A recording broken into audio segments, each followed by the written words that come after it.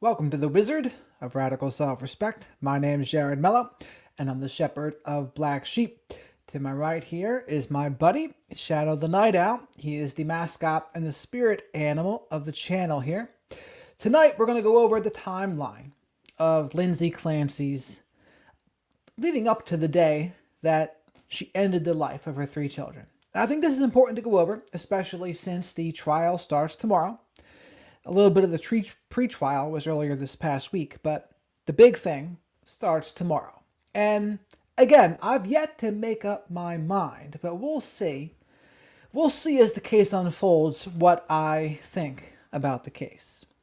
Because I can see it going either way. I think it could help her that it's in Massachusetts, considering what their definition of not guilty by reason of insanity is. It's a little more lenient than it is in many places, so that might help her. But Miss Kim and Bethany, how are you? Catherine, Julie Reagan, great to see you all on this Sunday evening. Hopefully you didn't miss me too much last night. Nanny Goat, what is shaking there, Manny Goat? Hello there, Christy. Oh, Miss Kim. Hello there, Alicia. Miss Kim, you'll be happy to hear that Lucas Bean did actually reach back out to me, and we're in the process of scheduling something. Hopefully we can handle that. I did confirm things with Christian John. I'll be speaking to him on Tuesday. Dr. Salerno with Dr. Lieberman will be next Friday. Still got to try to work my way to get Mark Vicente on. I'm also going to be getting some more psychologists that have the school of thought of Dr. Robert Plomin. That should be pretty interesting too. I thought so, Miss Kim, but until I actually have it on the schedule, you never know. So there's no date yet. So we can't count our chickens here before they hatch. But as always, please remember to like the video because likes are free. Spank that like button. Leave your DNA of choice in the like button. As always, super chats, super stickers, becoming a channel member, or gifting channel memberships. Great ways to support the channel. They help me pay for Shadow the Night Owl soy-free hoodie snacks. And like I said, usually I go live 5 or 6 nights a week, often between 10 and 11 p.m. Eastern. Occasionally I'll throw in an afternoon or earlier evening stream. They're fun times too. But I also do streams about narcissism, toxic relationships as well. I do interviews. I do the shorts. Many of you that have been here, you all know that. But if you're lurking, make sure you say hello to the flock of black sheep in the live chat. Alicia there, how are you? Has everyone's day been? D, how are you? And also, I had to restart my system here. Hopefully my audio is good. Could be disappointing if it was not. But we're going to go over this Lawyer Lee video here. She does a good job with the timeline. Also, our good old buddy JD, A Lawyer Knows. He has some pretty reasonable and measured thoughts and takes on the case as well. Indeed I do, Chatty Cathy. How are you? We are well-rounded between everything we do here and then everything I do on Facebook. I know some of you also see me on Facebook. And I'll tell you, Shadow and I, we find a way to make everybody mad on Facebook, I'll tell you. People will get upset. And I'll tell you what, Shadow and I admit, it can certainly be stressful when you wade into the current events, almost political waters. Holy mackerel. People, it's very tense, it can be very tense. But you know us, Shadow and I, we try to adhere to our principles and remain calm and have emotional self-control. For the most part, we are successful with that. But occasionally, we might get a little annoyed because we're not perfect. No, say Facebook is not anonymous at all. Some people are on troll accounts. That's true too. But Facebook is not anonymous. And here's the interesting part about it. There are some people that have no problems being racist as can be from a non-anonymous account. I'm like, holy mackerel. You guys are just slinging it. Ah, hello there. You keep on changing your name. It's hard to keep up with there, Dandy. Formerly Someway. welcome. I didn't get a chance to look at that video. My name is Andy, and I like candy.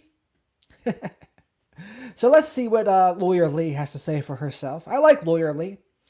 I would like to invite her on the channel at a point here too.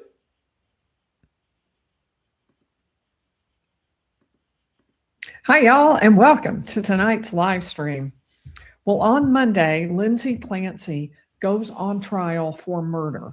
And when you hear about this crime, at first blush, your reaction is probably, what kind of person could do something like that?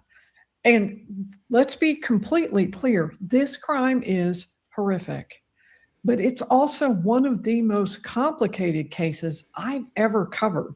It's medically complicated to start with. It's also legally complicated. It forces us to wrestle with some very difficult questions about mental illness, about what exactly criminal responsibility means, and where those two intersect or don't intersect. So over the past several days, I've been building a timeline to get ready for covering the trial, which begins Monday.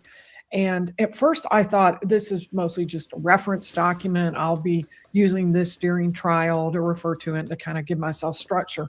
But the more I worked on it, the more I realized we need to know this right away, even before we start trial. It's that complicated a case, and it's that important a case. I think you will all agree by the time we finish unpacking this, that this is incredibly important, and it really hits hard at some areas we just have to think about. So before we get bombarded with testimony and exhibits and with people talking about medical records and doctors testifying, all those sorts of things, if we don't have the chronology in our heads ready to go, I think it's going to be hard to understand what some of these pieces of evidence mean. So tonight we're going to do something a little different. We're going to go through the entire timeline. I'm not going to read in full each and every entry, but I want to give you at least an overview of it. So tonight is not a night for deciding, yes, she's guilty, no, she's not guilty. It's not arguing the case. This is just building the framework so we understand kind of where things are coming from. Now, to give you an idea where this information came from, it came from court pleadings, it came from newspaper articles, and it also came, very importantly, a lot of it came from a civil lawsuit filed by Lindsay's husband, Patrick. So we're going to start at the beginning. I'm going to share the document with you. We will be going through it, like I say, in a fair amount of detail. So let me go ahead and add to the stage the document. So we'll just super quick background. Lindsay Marie Musgrove was born in Connecticut. She became a labor and delivery nurse, which is certainly ironic because she is now accused of murdering her own 3 children, all 3 of them. She married a man named Patrick Clancy. She had her first child in 2017. Now, several of those dates are here are important. First of all, she was about 32 when all of this happened. Secondly, although she was a new mom, she had another child in 2019 and another in 2022. So she was a new mom. Her 3rd child was just 10 months old when this happened. But she wasn't a new mom in the sense of never having had children before. This was her 3rd child. And the family by this time lived in Duxbury, Massachusetts. The husband, Patrick, worked from a basement home office. So that we're going to talk now, and I've divided it up, started out with just general. Now I want to go through sort of the warning signs that things were about to go very, very wrong. So look at the dates here. September 15th, 2022, October 2022. Let's take a look at this timeline here. Because here's the other thing I heard too about the case. Apparently, when the day that she killed the 3 kids, she only had 2 prescription medications in her system. That's what I heard. Now, I have not seen that confirmed anywhere, so don't take my word for that, but I'm looking for it. I heard blood tests said she only had 2 in her system at the time. Again, I'm going to be looking to see if that was true or not. But that would be interesting if so. Because overall, she had 12 to 13 medications. And again, I want to see exactly what she was taking, the full picture. We know there was 12 to 13 over a 4-month period. But how many of those was she taking at the same time, at any given time? That's what I want to know. Now, I think for the most part, these warning signs don't give us any idea just how wrong things were going to go, but they maybe drop some clues about what was about to happen. So let's go ahead and dive into that. And I want to welcome Bama Queen, has been a member for 29 months. That's crazy, Bama Queen. That is awesome. Thank you so much. I really appreciate that. And Daisy Go, thank you. I appreciate your super chat. I'll keep going through those as we go. I'll go ahead and do the next one. Goliath is here. We are so glad to have you back, and we are happy to report that Goliath is in remission. That is awesome. We are so glad to hear that, Goliath. Also, if you haven't hit the like button yet, if you would do that, it really helps YouTube know we're here, we're awake, and it gets the word out to other people. I'd appreciate that. All right, let's keep going. So let's look at what some of the warning signs were. Now, we know a tiny amount about what happened to Lindsay before the third pregnancy and the third postpartum experience she had. Apparently, it wasn't all that severe, although we've gotten some hints that there were other issues when she had the first two children. But it was after Callan's birth, the third child, that things really got bad for her. So apparently for the first two births, it wasn't too severe, whatever she was experiencing. But the third one is when things got out of hand. And again, also to be clear, she was never officially diagnosed with postpartum psychosis. And as I was chastised on Facebook, postpartum depression is a different thing than postpartum psychosis. As Dr. Grande said, 50 to 80% of women can experience postpartum depression, but only 0.2% of women will experience postpartum psychosis. And if you experience postpartum psychosis, there is a 4% chance that your baby gets murdered within that year. That is a 1 in 25 chance. Postpartum psychosis is no joke. But again, she was not officially diagnosed with that. So afterwards, she reported having things like anxiety. She wasn't sleeping. She was exhausted, and talked about all of these problems she was going through. So in September, for the first time, Callan was born in May. So it's several months afterwards, she goes to see a psychiatrist. And what family members say, what the records say, is that Lindsay was really anxious about going back to work and how she was going to handle that. 3 kids at home, returning to work as a nurse at a hospital. How's she going to do all that? So Dr. Tufts diagnoses her with just chronic generalized anxiety disorder and chronic adjustment disorder with depressed mood, and prescribes her first medication. We're not going to go through all the medications tonight. I'm going to save that for another video, but suffice to say, it's a lot. So she ends up extending her her maternity leave, so that she doesn't go back to work right away. At first, she doesn't want to take that medicine either. She's thinking, I'm breastfeeding. I don't really want to do that.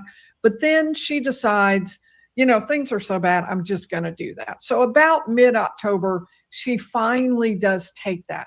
By this time, she has actually told Dr. Tufts that she is paranoid of getting, and I'm going to use the YouTube euphemisms of unaliving thoughts, and doesn't want to be alone. So then in October of 2022, October 20th, She tells Dr. Tuff she's just feeling awful. Now, I want you to think of all the encounters she's having. We're going to cover that in another video too. So don't worry, we'll be more specific about it. But she starts to talk about these things like these racing thoughts, how things are not improving for her. The medication isn't working. So Dr. Tuff stops that med, starts another. And the civil lawsuit filed by Patrick says these are missed warning signs by medical professionals who should have helped her. They should have been able to see that she was having trouble more than what they were giving treatment for. So around this time, October 25th, Lindsay writes a phone note about how she feels resentment toward her two older children because they are interfering with her ability to parent and be a first-time mom experience with Callan, the brand new baby. And she wants this love and connection with the three children, but she's having trouble feeling it. So this all begins to sort of move into some truly disturbing, scary statements by her. And on October 31st, she sees a therapist, and she's talking about returning to work, but she is still quite depressed. Mid-November, her insomnia has worsened. She's only sleeping something like 3 hours a night. Mid-November, she is so bad, she actually goes to the ER and says, look, I'm having so much trouble, insomnia, anxiety, palpitations, and the doctors prescribe another medication. It doesn't help once again. So we move into the end of November, and we've got things like Patrick's mother contacting, trying to get some help from a program for her. A nurse from the program reaches out to Lindsay, and Lindsay says she's having a lot of trouble. She gets another medication. The civil suits say, look, all of this should have been recognized by medical professionals. This was bipolar disorder or psychosis, and people were just missing it. They weren't. This is good stuff here in the right. So November 20th, Patrick's mother contacts South Shore Perinatal Behavior Health Program seeking help. Patrick's mother, not Lindsay. November 21st, nurse Julie Paul reaches out to Lindsay. Lindsay says that even 150 milligrams of trazodone is not helping her sleep. She is feeling overwhelmed, racing thoughts, very frustrated and scared. Nurse Paul prescribes fluoxetine, HCl 10 milligrams, Prozac. Civil suit says providers missed symptoms of mania and no lab work was done. Now, they very well might have missed symptoms of mania. Now, I'm not sure where the Ambien came into play because that's another sleep medication.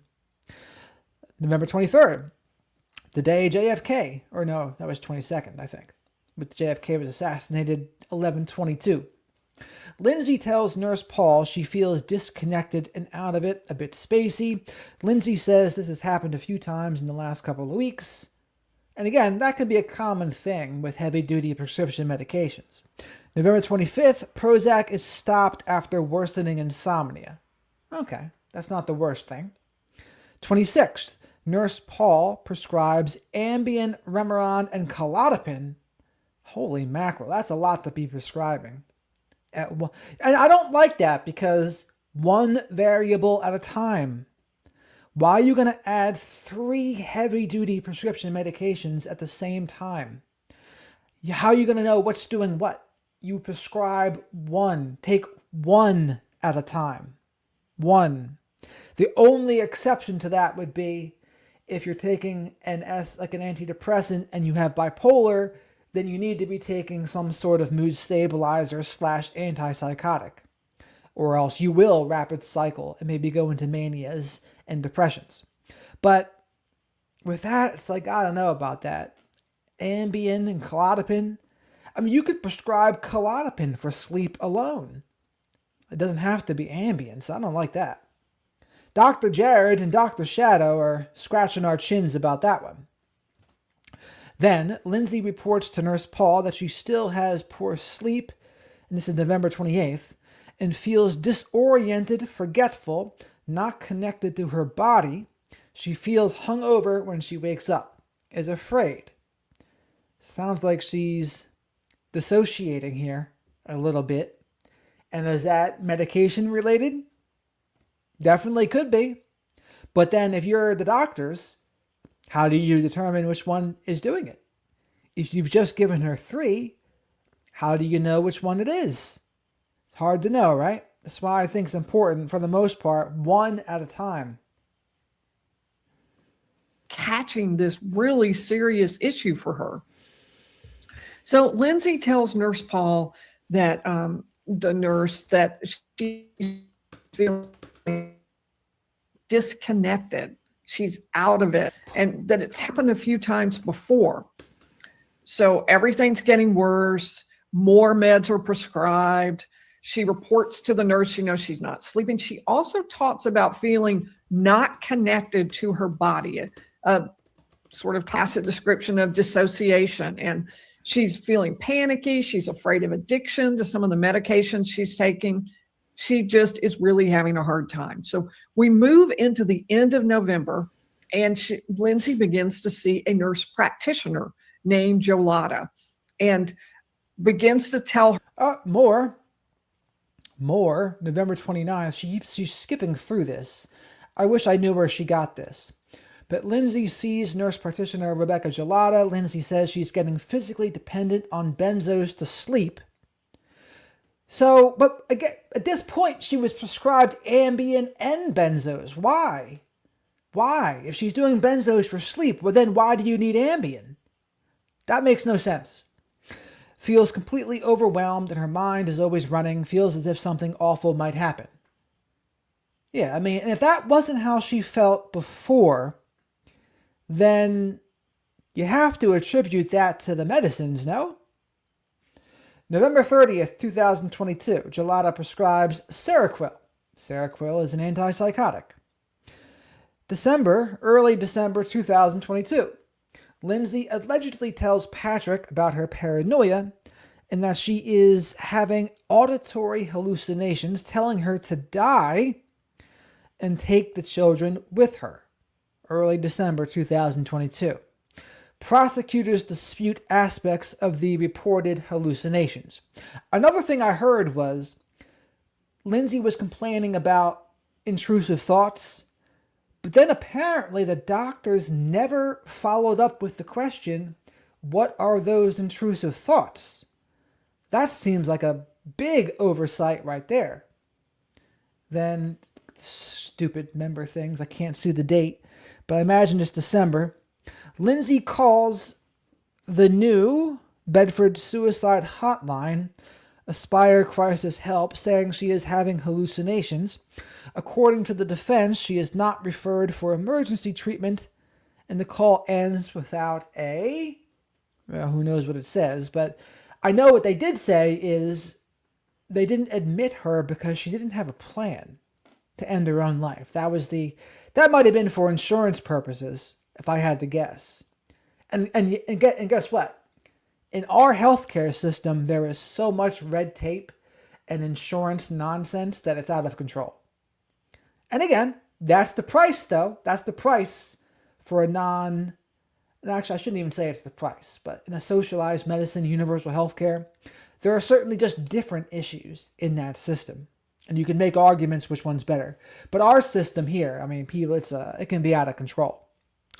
But this is where if you're Patrick and you've heard, okay, she wants to end her own life, or she's having impulses to do that, impulses to harm the children, do you have to protect her and protect the children from her at that point? I feel like that's what you should have done. And of course, hindsight's 20/20, of course, but if that's what you hear, I guess no one wants to think that about their wife, right? Of course, it's the mother of my children. How could she ever want to hurt her children? Well, in rare cases, this is how it can turn out. And again, nobody wants to think that, but just like with Nick Reiner's parents, no one wants to think, oh yes, my son is going to kill me and my wife. No, nobody wants to think that. But sometimes you do have to take every precaution. And I just can't say that Patrick did that. Now, ultimately, I don't hold him criminally responsible or anything, but it does seems like there could have been something more done there.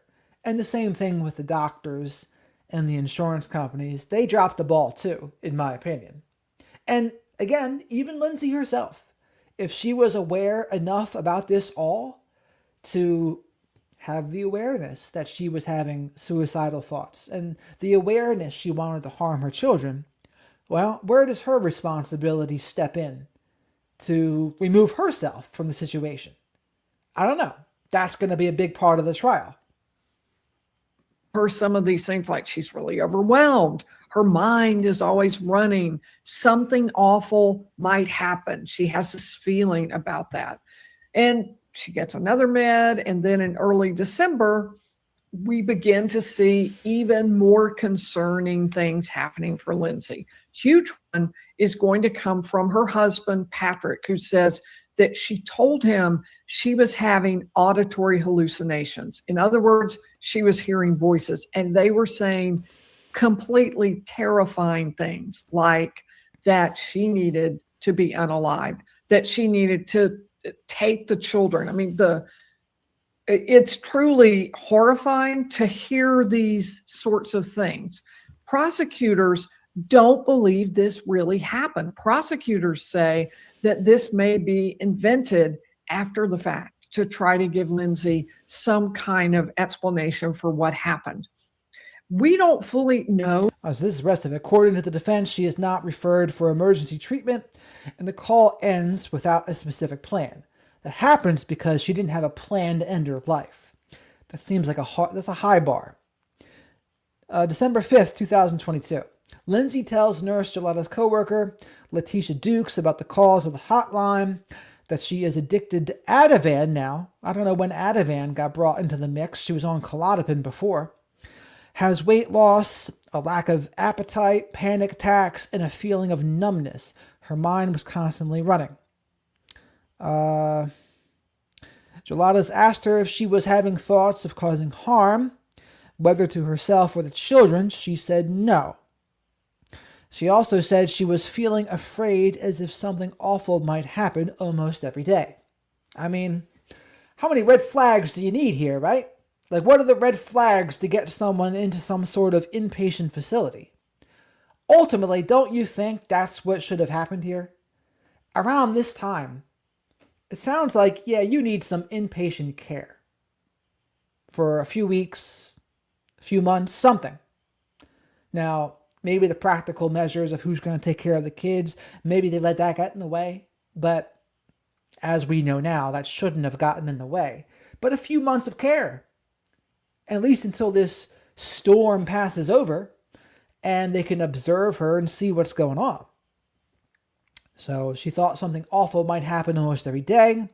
She said she thought her insomnia was connected to the meds. And after taking Zoloft, she did not sleep for 48 hours and did not feel tired. Jolada adds a med Valium. What the hell is going on here? What is this woman or man, whoever it is, Jolada? Like, what is she? She was already on Ativan, and she was already on Klonopin. Why now do you also need Valium?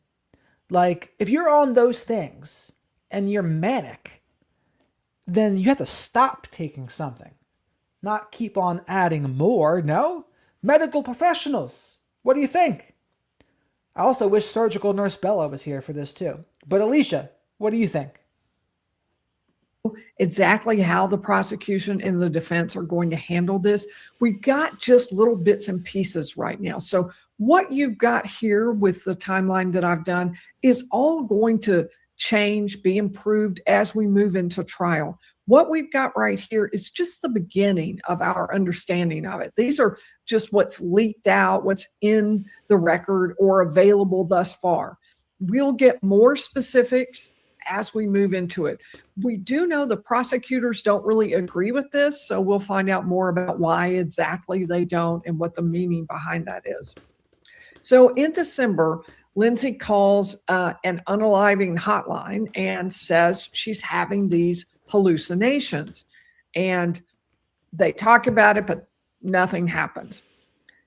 Things continue to get worse. She sees a counselor and tells them she's having all these problems like weight loss now. I mean, it seems like they were just being careless with her prescriptions. Like, and again, during that timeline, I want to see what else she was on. Like, okay, so they gave her the Valium. Was she still on Ativan? Was she still on Klonopin? Or at some point did they stop taking those, or she just stopped taking those and they're not on the list? I don't know. But I don't, that cascade effect that they talk about, Dr. Joseph was talking about that. Yeah, I think these meds are powerful, right? I mean, and just because they're legal with a prescription doesn't mean they're not powerful. And I think sometimes it seems like they forgot that in this case, honestly. So Lindsay tells Nurse Gelada's co-worker, Letitia Dukes, about the call to the hotline that she is addicted to Ativan. We already said that. We already said all of this. So let's hear all she has to say. She's lost her appetite. She's having panic attacks. She's asked if she is thinking of any kind of harm to anyone, and she says, no, I'm not. But she does say she's feeling afraid, as if something awful might happen, that she's thinking that pretty much every day. So more meds are given and more visits happen. Patrick actually goes with Lindsay about now. The things are worse here. In fact, he tells him 10,000 times worse. Like, let's do something. And said specifically, how about we take her off every med? Now, that's not a bad suggestion, but you have to do it safely, under supervision, because there's going to be withdrawal from the medicine. So I get that impulse, though. So maybe a tapering off could improve things. But let's read some of this. December 6, 2022, Lindsay has a visit with Gelada and Patrick. Hopefully I'm pronouncing that name right. And Patrick goes with her. Patrick says he believes Lindsay's suicidal thoughts / hallucinations are connected to the Seroquel she is taking.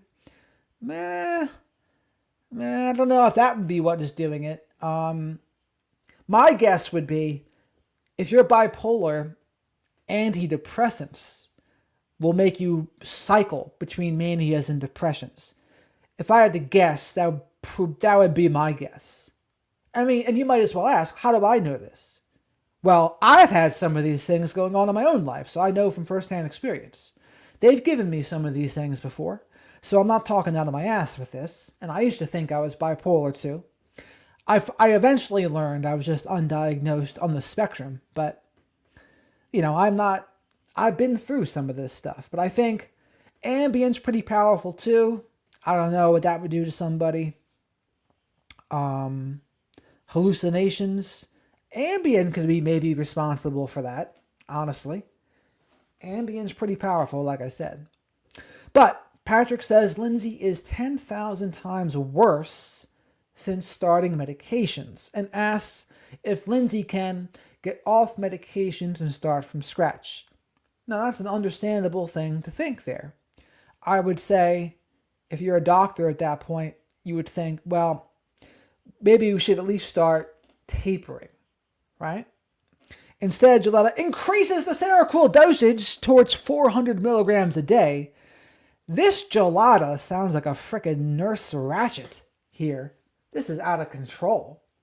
This information is widely reported but not included in Patrick's civil complaint. Now, that's a weird thing to not include in the civil complaint, considering Patrick is doing that civil case. So why would she think, or he think, oh yes, we think the Seroquel is causing these suicidal thoughts and hallucinations, so let's just increase the dosage. Doesn't sound like a good idea, does it? December 9th, 2022, Patrick calls Gelada's office saying it is fairly urgent. He tells her Lindsay is still experiencing panic and unaliving ideation. Gelada said to keep taking the meds. I don't know. I don't really like this Gelada person. Shadow doesn't either. December 10th to 19th, 2022. Dr. Tufts, I wonder if it's any relation to Tufts University, adds Lamictal. Patrick reports Lindsay is deeply depressed and suicidal and has her worst week with debilitating symptoms and alleged command hallucinations. Lindsay reportedly tells family she has thoughts of harming the children. Reportedly. And I did hear she told Patrick that. What are your thoughts, chat? What are your thoughts? And let's see if we can get her. I mean, maybe there's been some problem with the medications because she's not improving, she's worse. And that instead of that, the medication amount is upped and increased dosage is given to her, not less, but more. And so that, of course, is something I think Patrick will argue about. Now, remember, I'm telling you this based on a civil lawsuit. So these things in here that I'm telling you, they haven't been tested. They haven't been tested in a court of law. There aren't witnesses who have come in and said these things. My guess is that most of these things will be supported by medical records. It should be pretty clear from the medical records whether these things happen, but we will see whether all of them actually end up being important and end up coming in at trial. All right, so let's see. Mitt Spunky has been a member for 21 months. That is awesome. What kind of truck are you driving, Mitt Spunky? That sounds like a very dangerous truck, but thank you. Much appreciated. Hey, we have 2 new members. This is awesome. Nutty Beach and Lisa Adams. Welcome to both of you. We are really delighted to have you. Betsy Sue loves a lawyerly timeline. I'm so glad. That's really good. This is how my mind works. So hopefully it's helpful for you too. So I'm so glad you like it, Betsy Sue. Thank you. And Mitt Spunky, thank you much for the super sticker. All right, and we'll stop there. We'll come back for more in a minute. Lindsay goes December 20th. Lindsay goes to the ER at Massachusetts General Hospital with escalating suicidal thoughts. She is evaluated for a higher level of care, but does not meet criteria for full inpatient hospitalization. Honestly, that sounds like garbage to me too, because that reeks of just because of insurance not wanting to pay, or someone not wanting to pay. That's what that reeks of to me. And considering all of this and how awful it seemed, I don't know. I wonder if they were kind of minimizing it a little bit in their heads, like, yeah, she's just depressed. It's not really as bad as she thinks. We'll just keep on throwing medications at the problem, and eventually it will just pass. I wonder if that's what they were thinking. And perhaps they'll never admit to thinking that either, by the way. But their actions, I don't know. Their actions maybe seem to imply that to me. We're going to keep going through our timeline. So December 9th, and you should know that the events we're going to talk about happen on January 24th. So we're leading up to it. It's a little bit more than a month before the children will die. December 9th, Patrick, the husband, calls Jolada's office like, this is fairly urgent. Things are not going well. And they say, keep taking the meds. And they add another medication. Patrick says this is her worst week and she's not doing well. She reportedly by now has told the family about her thoughts and that they include the children, which is very frightening. On December 20th, she goes to the ER. And once someone includes the children in their harmful thoughts, when is it their duty to protect? Whether you're a nurse practitioner, psychiatrist, mental health facility, when does your duty to protect step in and say, it's our duty to protect these children? When does that get triggered into effect? Apparently it never did. But I would think at that point it would. I mean, that is something that counselors, psychiatrists, if you hear from a patient that someone, especially a child, is in imminent harm, you do have a duty to report that, right? And again, that's why if you were someone that was a PDF, you wouldn't even be able to talk about your issues at psychiatry or counseling because you'd be reported. right? Unless it's an area. I think the only time that can happen is once you've already been caught. Then they can send you to support groups from there. But before that, not necessarily. But what was I saying about that? But I don't know. It just seems like there should have been someone to step in at that point when they're threatening harm against the kids. Again, I don't know if it's threatening is the right word, or she's having those intrusive thoughts. Eventually, that would need to step in there, but they didn't. And I guess that's also probably a part of the insurance purposes, money thing. We don't want to do this because of money. Probably, right? So again, she's taking herself in. That's going to be so important legally in the case that she herself is actively seeking help. She's acknowledging things are bad, things are wrong. I need someone outside me to help. I am in trouble. So that's going to be critical throughout the case. But she's evaluated, but they say, look, you just don't meet the criteria to be admitted inpatient. So she goes into a day program, just a partial hospitalization. It's not full.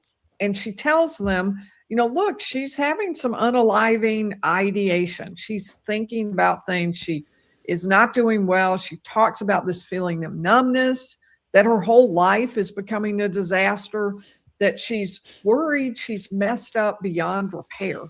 And all of those things lead the providers to say, okay, let's taper off some of this medicine. Maybe that's what we need to do. And in late December, she tells Patrick, as we understand it from some of the things we have heard related to the case, that she is thinking of harm. And that for the first time, this is not only applied to her, it's also applied to the children. Maybe not for the first time, but that he's hearing that. So in January, early January, Lindsay enters voluntarily, again, takes herself, wants to be admitted. So this is the month of the killings, by the way, January 2023. January 1st to the 5th, Lindsay voluntarily enters McLean Hospital for severe depression and suicidal thoughts. She is discharged after 5 days. Prosecutors say records indicate she was not a danger to herself or others. Who said that? Prosecutors say that. Defense alleges inadequate holiday staffing and care. Ha! I could see that. Right after New Year's, right? So, not a danger to herself or others after going there for severe depression and suicidal thoughts. I mean, it sounds like the only thing she didn't say was, I have a plan. And perhaps you have to play the insurance game sometimes and say, you know what, yes, I have a plan. And if you say you have a plan, then maybe they would take you. But again, it shouldn't come down to that. But apparently in this case, it was going to come down to that. January 6th, 2023. Lindsay has a 17-minute follow-up with Dr. Tufts. Tufts diagnoses Lindsay with chronic major depressive disorder, single episode moderate. Dr. Tufts writes that Lindsay's psychiatric condition is deteriorating and that her medication was not effective. Despite Lindsay's poor condition, Dr. Tufts met with Lindsay for only 17 minutes. God damn. Like, can they spare no time for someone that is in dire straits here? Oh, Dr. Tufts is like, oh, you have suicidal ideations. You've mentioned you want to harm the kids. You've mentioned dissociation. You've mentioned that everything's gone worse times 20. I'll give you 17 minutes. Unbelievable. To the hospital for depression and for these thoughts that she's having. 5 days later, doctors say, okay, she's not a danger to herself. She's not a danger to others. So they dismiss her and let her go. And note the timing. This is right around the holidays. And one of the things that Patrick's and the defense side will say is a lot of this failure to treat related to the fact that this was all around the holidays. So there weren't as many doctors and medical folks who were present and available.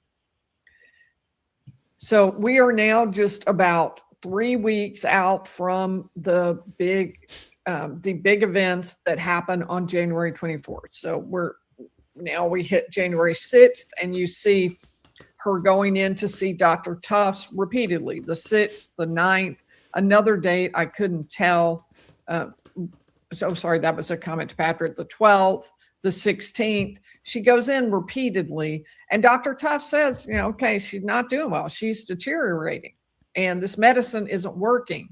All right, so January 9th. Yeah. I mean, I know that the psychiatrist would often, what they'll do is they'll meet with you for 15 minutes to re-up your script. A lot of times they'll do like a 2-hour intake the first time they see you, and then they'll give you a diagnosis. But counseling slash therapy is really where like a lot of the improvement is as well. Now, in addition to medication as well sometimes, but these doctors, man, like 15 minutes, like they spin them through the door. 15 minutes, 15 minutes, 15 minutes. And they said, oh, I gave you an extra 2 minutes. You should be grateful. January, whatever, 2023. Reportedly, Patrick asked Lindsay whether she is still suicidal, and she says no. Now, something to note about people that may or may not be suicidal. They say it's certainly a red flag when someone's been severely depressed and then all of a sudden they seem better. All of a sudden they seem more at peace. A lot of times the red flag is they've finally stopped the fight and they've made up their mind to follow through with it. And then they feel relief. And that's one of the reasons why some of the people that you see before they end their own life, they look like they're smiling. They can look like they're happy sometimes because in some ways they feel relief that they followed through with the decision, or they finally made the decision instead of fighting it, and they feel better. Now, that's not every time, of course, but something to watch out for. I was thinking about Robin Williams, Chester Bennington, a couple others. January 12th, 2023. Lindsay tells Dr. Tufts she is still feeling a very low mood, no motivation, and just very depressed. This has been going on for months now, and I am getting desperate for something that would work quickly to get me out of this depressed state. January 16th. In another 17-minute visit, that's all they can spare, 17 minutes. Dr. Tufts says that Lindsay's mood is depressed, her off and flat, writing that her mood is still very low. I gotta wait for her to move the screen. And at this point, though, Lindsay does tell Patrick, I'm no longer thinking of harm. I'm no longer thinking of that. The reason that matters is because the prosecution is going to be arguing that Lindsay had intent, that what she was about to do, she was planning, she knew, she understood, and she was about to do it. The defense is going to say she didn't. She was not capable of knowing those things at the stage where she was with her mental illness.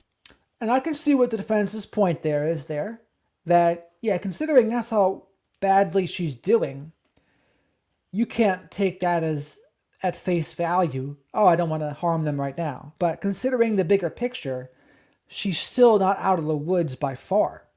So, again, in another 17-minute visit, Dr. Tufts says that Lindsay's mood is depressed, off and flat, writing that her mood is still very low, no motivation, numb, and able to force self out of bed, take care of basic eating, concentration fine. Caring for baby / bonding feels forced, no suicidal ideation. So again, I'm kind of surprised that she's still even bonding with the baby at this point.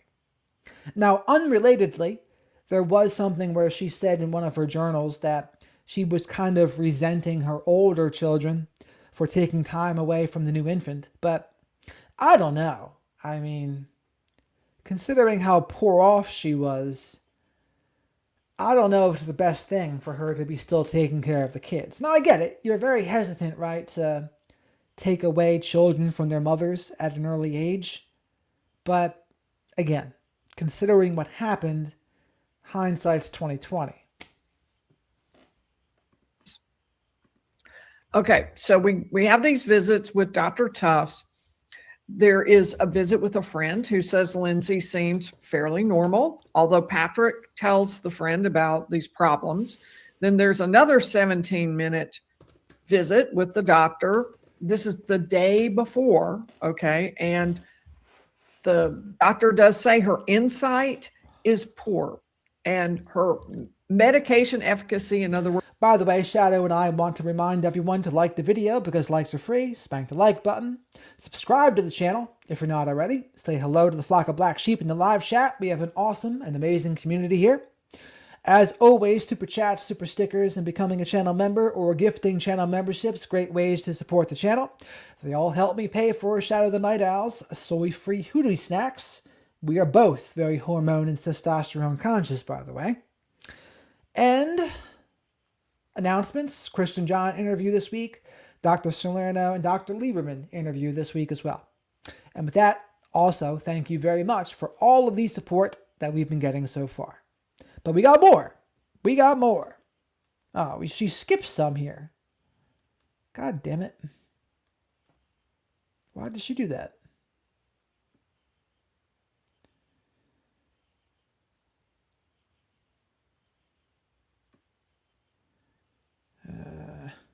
There we are.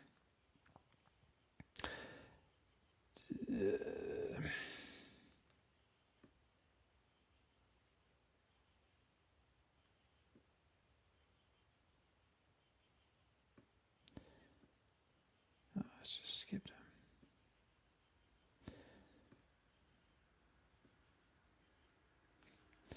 She skips it. So Patrick discusses her anxiety medication problems and prior benzodiazepine withdrawal. What did she say before that? She says Lindsay seems fairly normal. These visits with Dr. Tufts, there is a visit. She skips it. I hate that. January 22nd, 2023, the family visits Patrick's friend Kyle Carney, who later says Lindsay seemed fairly normal. Patrick discusses her anxiety medication problems and prior benzodiazepine withdrawal. January 23rd, the day before the final day, Lindsay has another 17-minute appointment with Dr. Tufts. And isn't it just obnoxious that considering how badly she's doing, she only continues to get these 17 minutes? It's absurd. Lindsay tells him she is a little more anxious and heart racing and noticing more AM anxiety. Dr. Tufts writes down that Lindsay mood was the same, flat anxious, that Lindsay has no motivation, numb, and that she has to force herself up out of the house. Lindsay's sleep and medication efficacy were poor. Her insight was poor, and her psychiatric condition generally was unchanged. So don't you see that as a problem, though? Like, you would think so, no? All right. Well, everything's poor. Seems to be a problem here. But what are we going to do? Apparently nothing. Is it with a friend who says Lindsay Except prescribe more medication. seems fairly normal, although Patrick tells the friend about these problems. Then there's another 17-minute visit with the doctor. This is the day before, okay? And the doctor does say her insight is poor and her medication efficacy, in other words, whether or not it's working, also poor. Those are going to be important. Those are going to matter when we move into trial. So we move into the final day, which started out completely uneventful. It was just an ordinary day in the household of a family with 3 young kids under the age of 5 or 5 and under. So first they took Cora to a pediatrician, Lindsay did. They played outside in the snow, built a snowman. Everything seems normal. And then we hit the 2 hours that matter the most. Oh, God damn it. So this is the last day. January 24th, 2023. Lindsay takes Cora to a pediatrician appointment, then plays outside in the snow with Cora and Dawson. Her interactions, texts, and photos appear normal. The critical 2 hours. January 24th, 2023, 4:02 p.m. Lindsay searches online for kids' Miralax, And speaking of searches online, she has talked about, she did search before for ways to kill and can you cure a sociopath. Those were two things that, I don't know, the prosecution will probably bring that up though. January 24th, 4:13. She searches for 3V takeout and checks the drive time from home to the restaurant. This is the part that's not going to look good for her, right? This is going to look like the premeditation part. 4:47 p.m., Lindsay visits the CVS website and calls the Kingston CVS about children's Miralax. The manager later describes the conversation as normal. 4:53 p.m., Lindsay texts Patrick suggesting 3V takeout because she did not cook. They discuss the menu by text. 5:10 p.m., Lindsay calls 3V and orders dinner. The hostess reports nothing unusual about the call. So it seems like at this point, by 4:02 p.m., she has decided what she wants to do.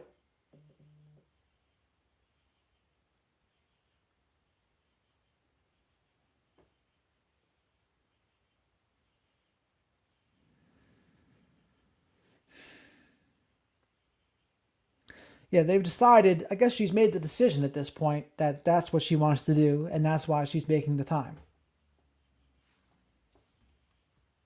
Outside in the snow, built a snowman. Everything seems normal.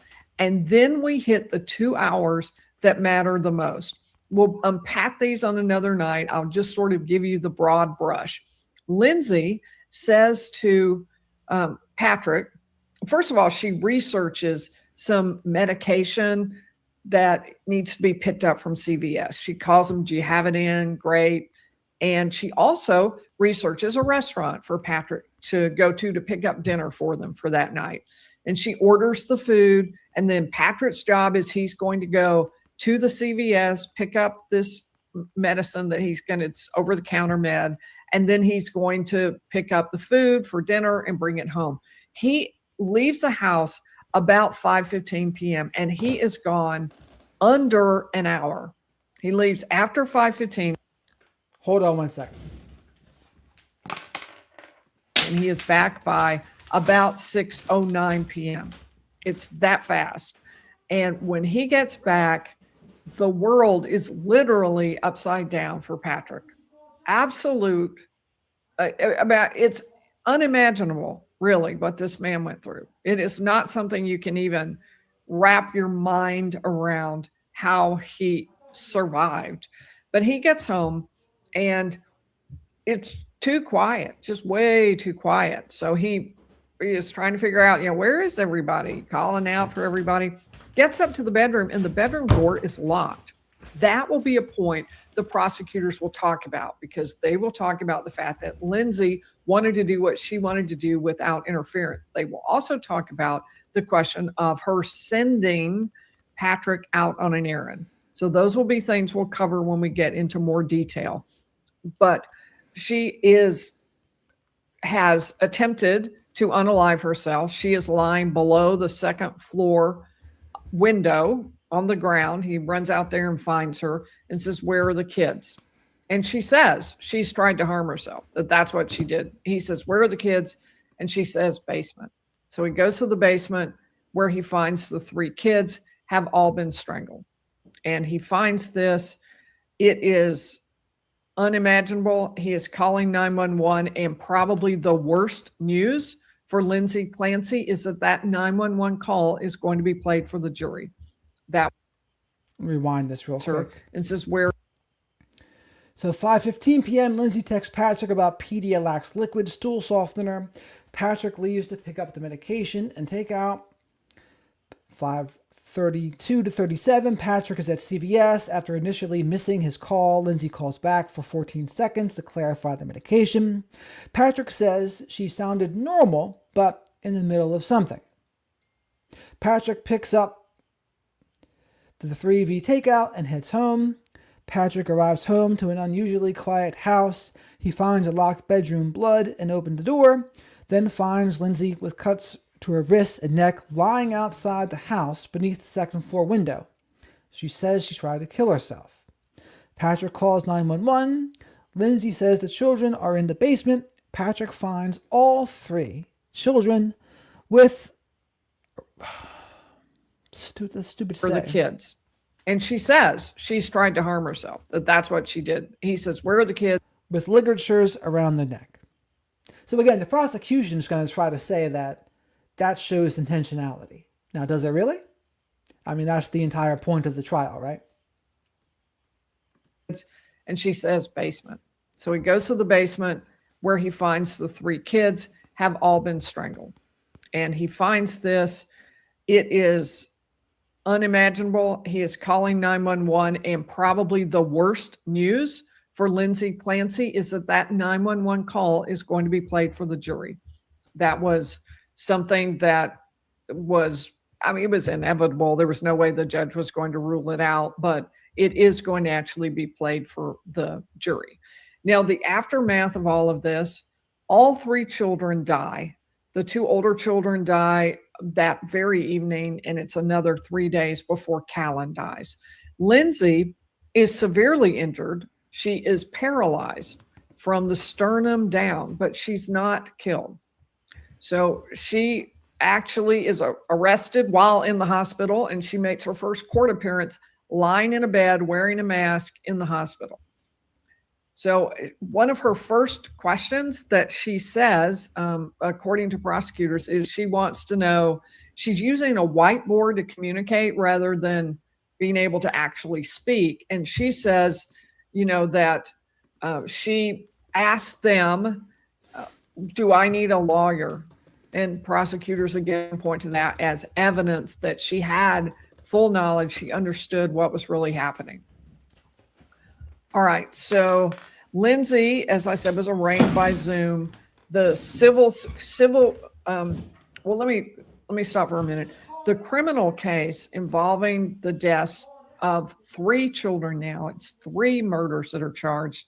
There was initially a charge that got dropped, one charge that did, but there are still charges of 3 murders and also 3 assaults with a deadly weapon. And those are related to the deadly weapon being the exercise bands that were used. The civil lawsuit was filed just this year. That's important, I think. The reason that it was filed then, I'm guessing statute of limitations, but I'm guessing they wanted to push it out as far as possible. Maybe we'll talk about that in another video too. Some of the reasons that I think would be a reason to push out that civil lawsuit. The civil lawsuit was filed. There was one filed by Patrick and one filed by Lindsay, and they claim medical malpractice by all the providers who failed to diagnose and properly treat Lindsay, according to their claims. So that is, in a nutshell, the case. That is what we are going to be covering. It is truly horrific, but I think you can see why it's so important, because this is a case where we are looking at the intersection of mental health and crime. This is an absolutely picture perfect kind of case for looking at that, because the issue is so difficult, it's so complex, and it's also so emotional on every possible side. One of the surprises, I think, is that one of Lindsay's staunch supporters is her husband, Patrick. You could certainly see in many situations that someone might be so angry that they would not be able to get past that. But Patrick is going to be coming and testifying on her behalf, as we understand it, in her case, not in the prosecution's case, although certainly he has evidence that is a two-edged sword. On the one hand, he knows about things like Lindsay's really heartfelt, long search to try to find some answers and some help. On the other hand, he is also the person who discovered the children. He's also the person who will talk about the hour delay. So maybe he'll come in both the prosecution case and the defense case, but it is very unusual. Well, what I want to do now is take some questions if you have some. If you wouldn't mind, first of all, if you haven't hit the like button yet, I'd appreciate it if you would. And if you have some questions, if you would put your question marks at the beginning, it helps me spot them. And meanwhile, I want to say hi to Goliath, who is tired of being stuck over and over again. I bet you are. We are so glad you're in remission, and hopefully we'll no longer have to deal with that. So welcome back. We are hopeful that it's all over for you, because I don't blame you a bit. That's how I would feel too. So no disbelief there. I think we would all believe that. Okay, so while we're at it too, I need to say a shout out to our first 5 in tonight's chat. We have Betsy Sue, Oklahoma Gigi, Connie Presley, Sundog Knight, and Goliath. So welcome, special welcome to all of you who are in the first 5. And let's see if you have any questions. Now, what the videos I'm going to be doing coming up, I'm going to cover the medical issues in more detail. We're going to look at what exactly Lindsay did to get medical treatment. And we're going to talk about how that relates to whether or not she's guilty of murder under Massachusetts law. Then we're also going to be looking at the medications. We're going to be looking in detail at that 2 hours that is so critically important, and how we expect the prosecution to argue it, how we expect the defense to argue it. Now, we may not get to all of these videos before the trial starts. Jury selection will take a little bit of time, so we'll have time to do some of them, but there will be we'll be moving into trial fairly quickly starting next week, as soon as they can get the jury together. I would think this would be a very hard jury to select. And there's an interesting question. If you were picking a jury for this case, first, let's put yourself in the shoes of the prosecution. Who do you want on your jury? And then second, and who do you not want on your jury? We'll start with that. Put that in the chat. I'm curious if no one has a, excuse me, a question. Okay, speaking of, I'm going to look for question marks at the beginning, and I see Yolt Nick has one. You mentioned she was hesitant to take the medication due to breastfeeding. Could that be an arguing point of the prosecution if they can prove she didn't take the medication? I certainly think it would be if she didn't take it. But as I understand it, Nick, she did. She did take that. She took that and much, much more.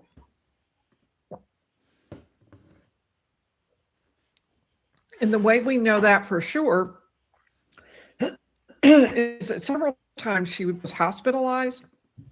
Yeah, B, it seems like there was certainly some negligence on the doctors and maybe insurance companies' part. I think they gave her too much. I think they should have had her in some sort of inpatient facility, especially after she admitted wanting to harm herself and possibly the kids several times. I would think there's a duty to protect in there. But I think what happened was they were more looking out for their duty to protect their wallets, I think. And then they're giving her more medicines instead of like tapering back.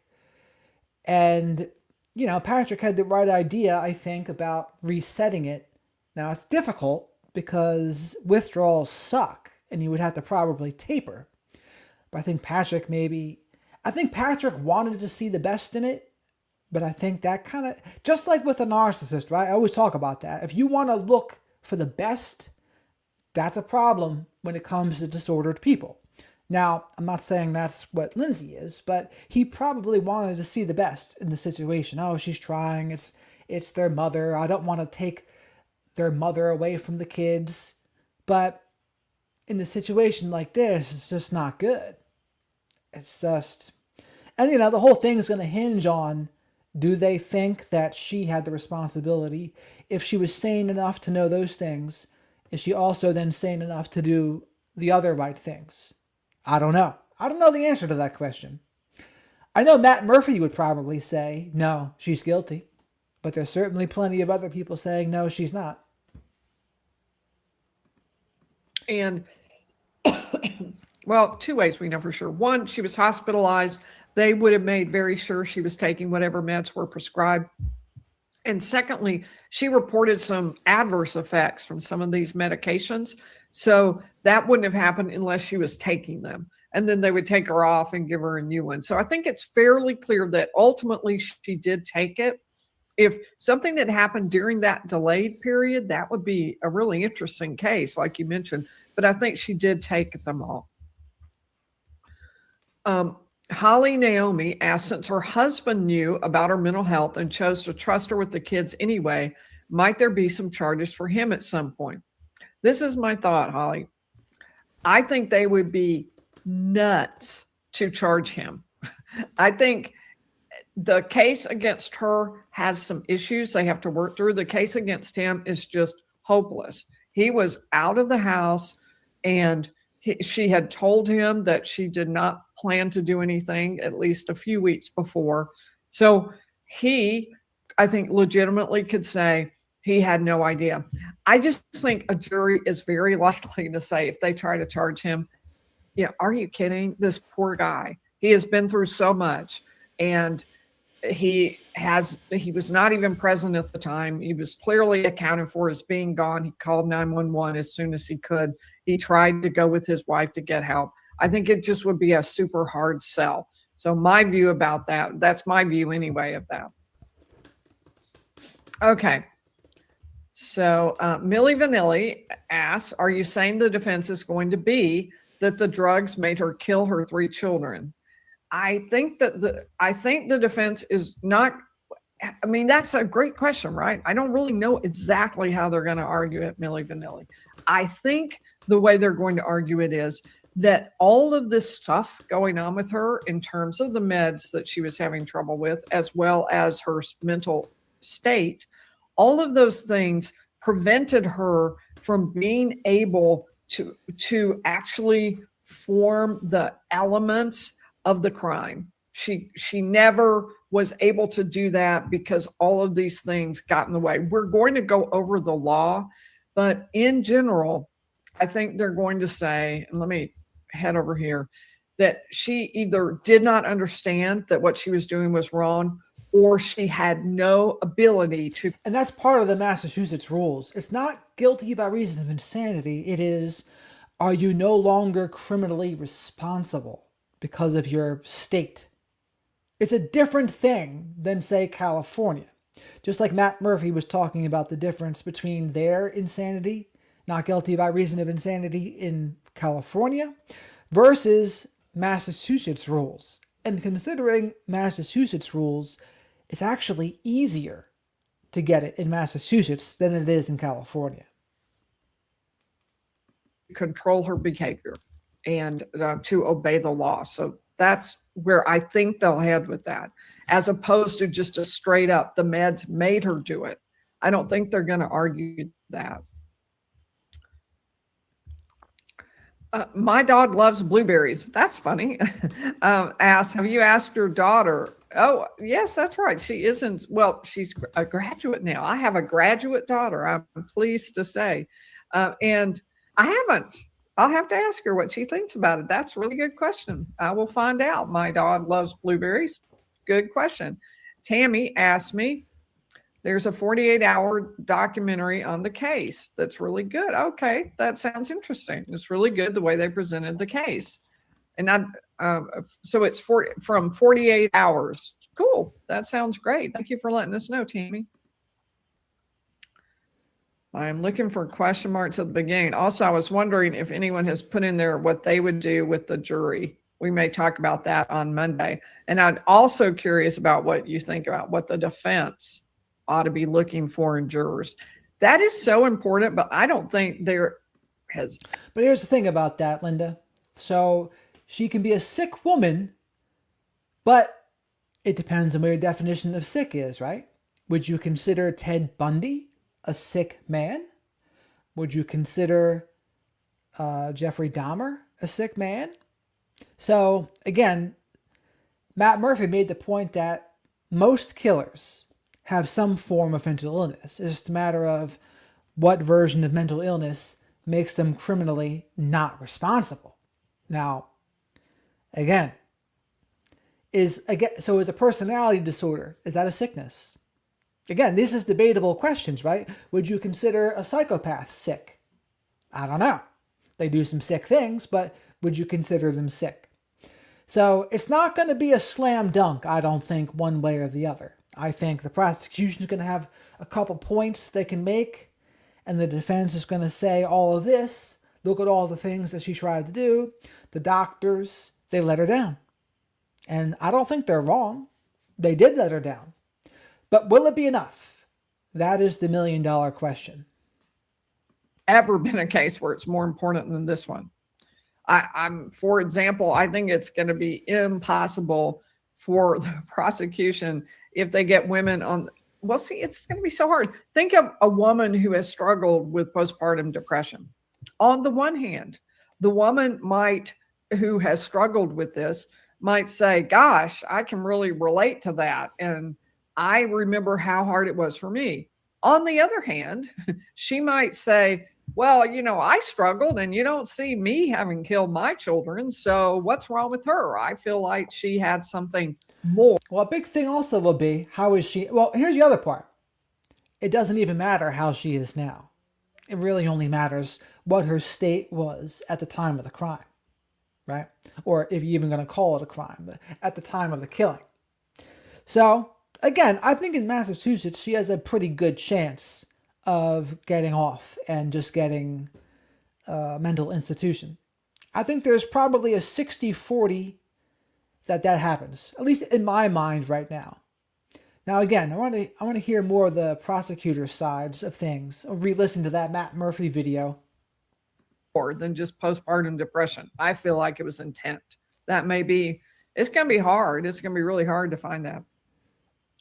Can they use her checking out of the hospital on her own accord? Asked Tammy. I didn't find that, Tammy, in the facts. If that's something, it's not in my timeline. I saw her checking herself in repeatedly, but I did not see where she checked herself out. This would be my thinking. If she is truly in the throes of some kind of psychic break, psychosis, then I don't know if her checking herself out of the hospital, not wanting treatment, would really impact that. She's still having that problem, but it certainly can impact the civil suit if she did that. All right, so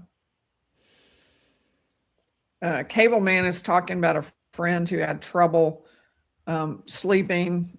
That is every parent knows that's super hard. MP now wants to go, how can she even go to prison being disabled? I think about that all the time. Y'all know that my husband was a paraplegic and then became a quadriplegic due to a spinal condition. And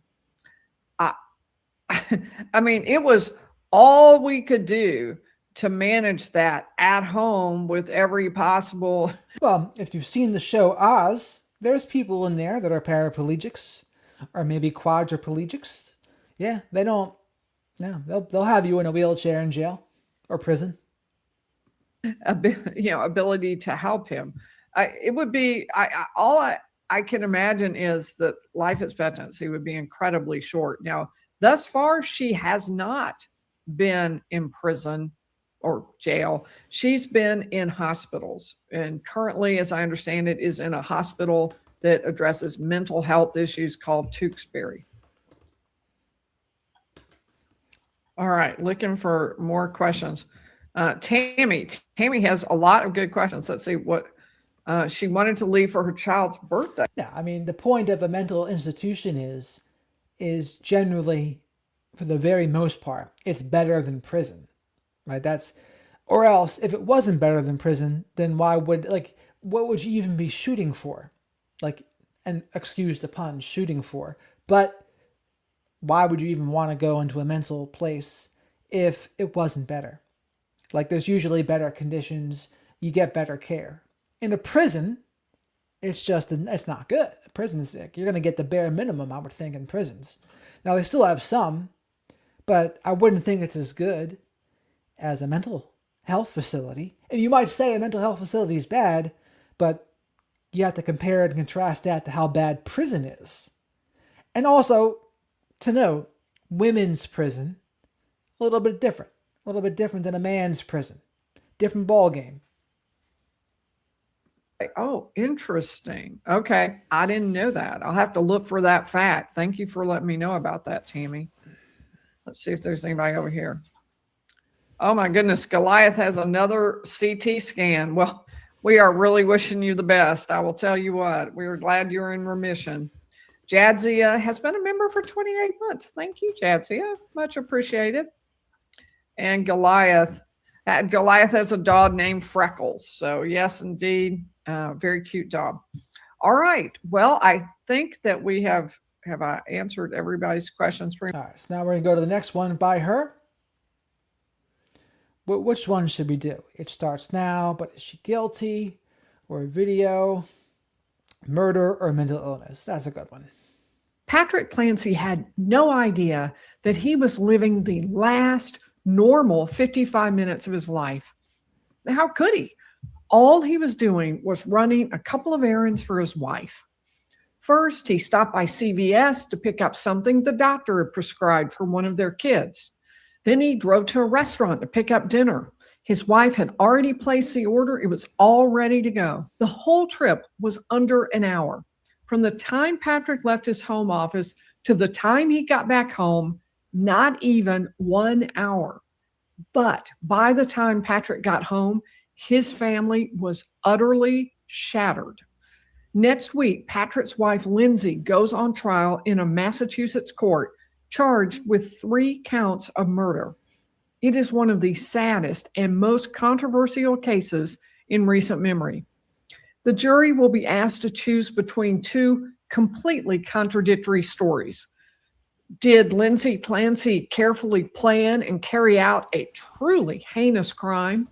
Or was she a desperate young mother with a serious mental illness who begged for help from the mental health system and got none? Those 2 stories could hardly be further apart. And understanding which one is true means going back months before the world had heard the name Lindsay Clancy.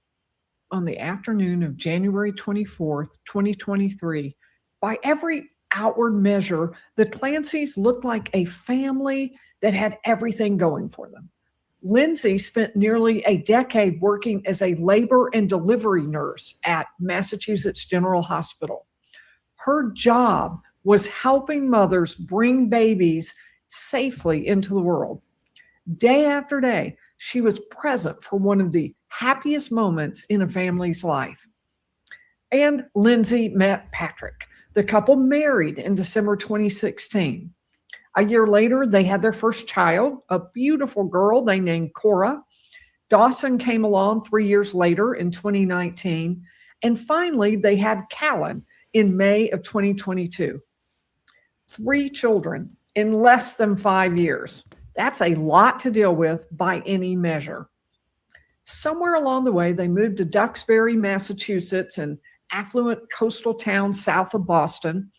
It's the kind of place where people picture raising children. It's got good schools, the streets are lined with trees, the neighbors know each other. Patrick worked in finance.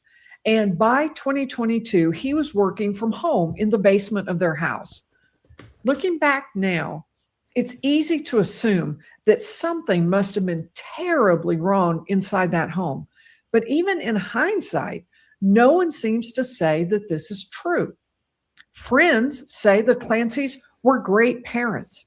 They collected an array of fun family photographs at the beach, taking a walk with dad, snuggling with mom, feasting on ice cream. Pictures showing the family having fun at birthday parties and beach trips and celebrating holidays together. Looking through those photographs now, it's hard to reconcile them with what happened later. They look exactly like. I don't really like this video. I want to know the medicines. She described herself as feeling emotionless, like a zombie. Lindsay also began hearing a man's voice telling her that this is your last chance, that she should die, that she had to take her children with her. The voice was relentless.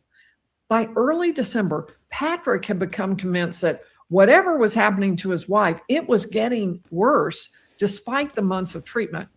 On December 6th, he decided he needed to go to Lindsay's appointment with Rebecca Gelada. According to the lawsuit, Patrick told Jolata that Lindsay was 10,000 times worse since she had gotten on the medications. He told her that Lindsay was hearing voices commanding her to do things. He asked whether the medications themselves could be causing the problem and whether it was possible to stop everything and begin again from scratch. But Jolata increased Lindsay's dosage instead. Over the following week, Patrick says he repeatedly contacted Jolata's office, telling them that Lindsay was getting worse. She could barely get out of bed. She had no interest in anything, and she was hearing commanding voices throughout the day. Around this time, Patrick says that Lindsay admitted something terrifying to both him and to his mother.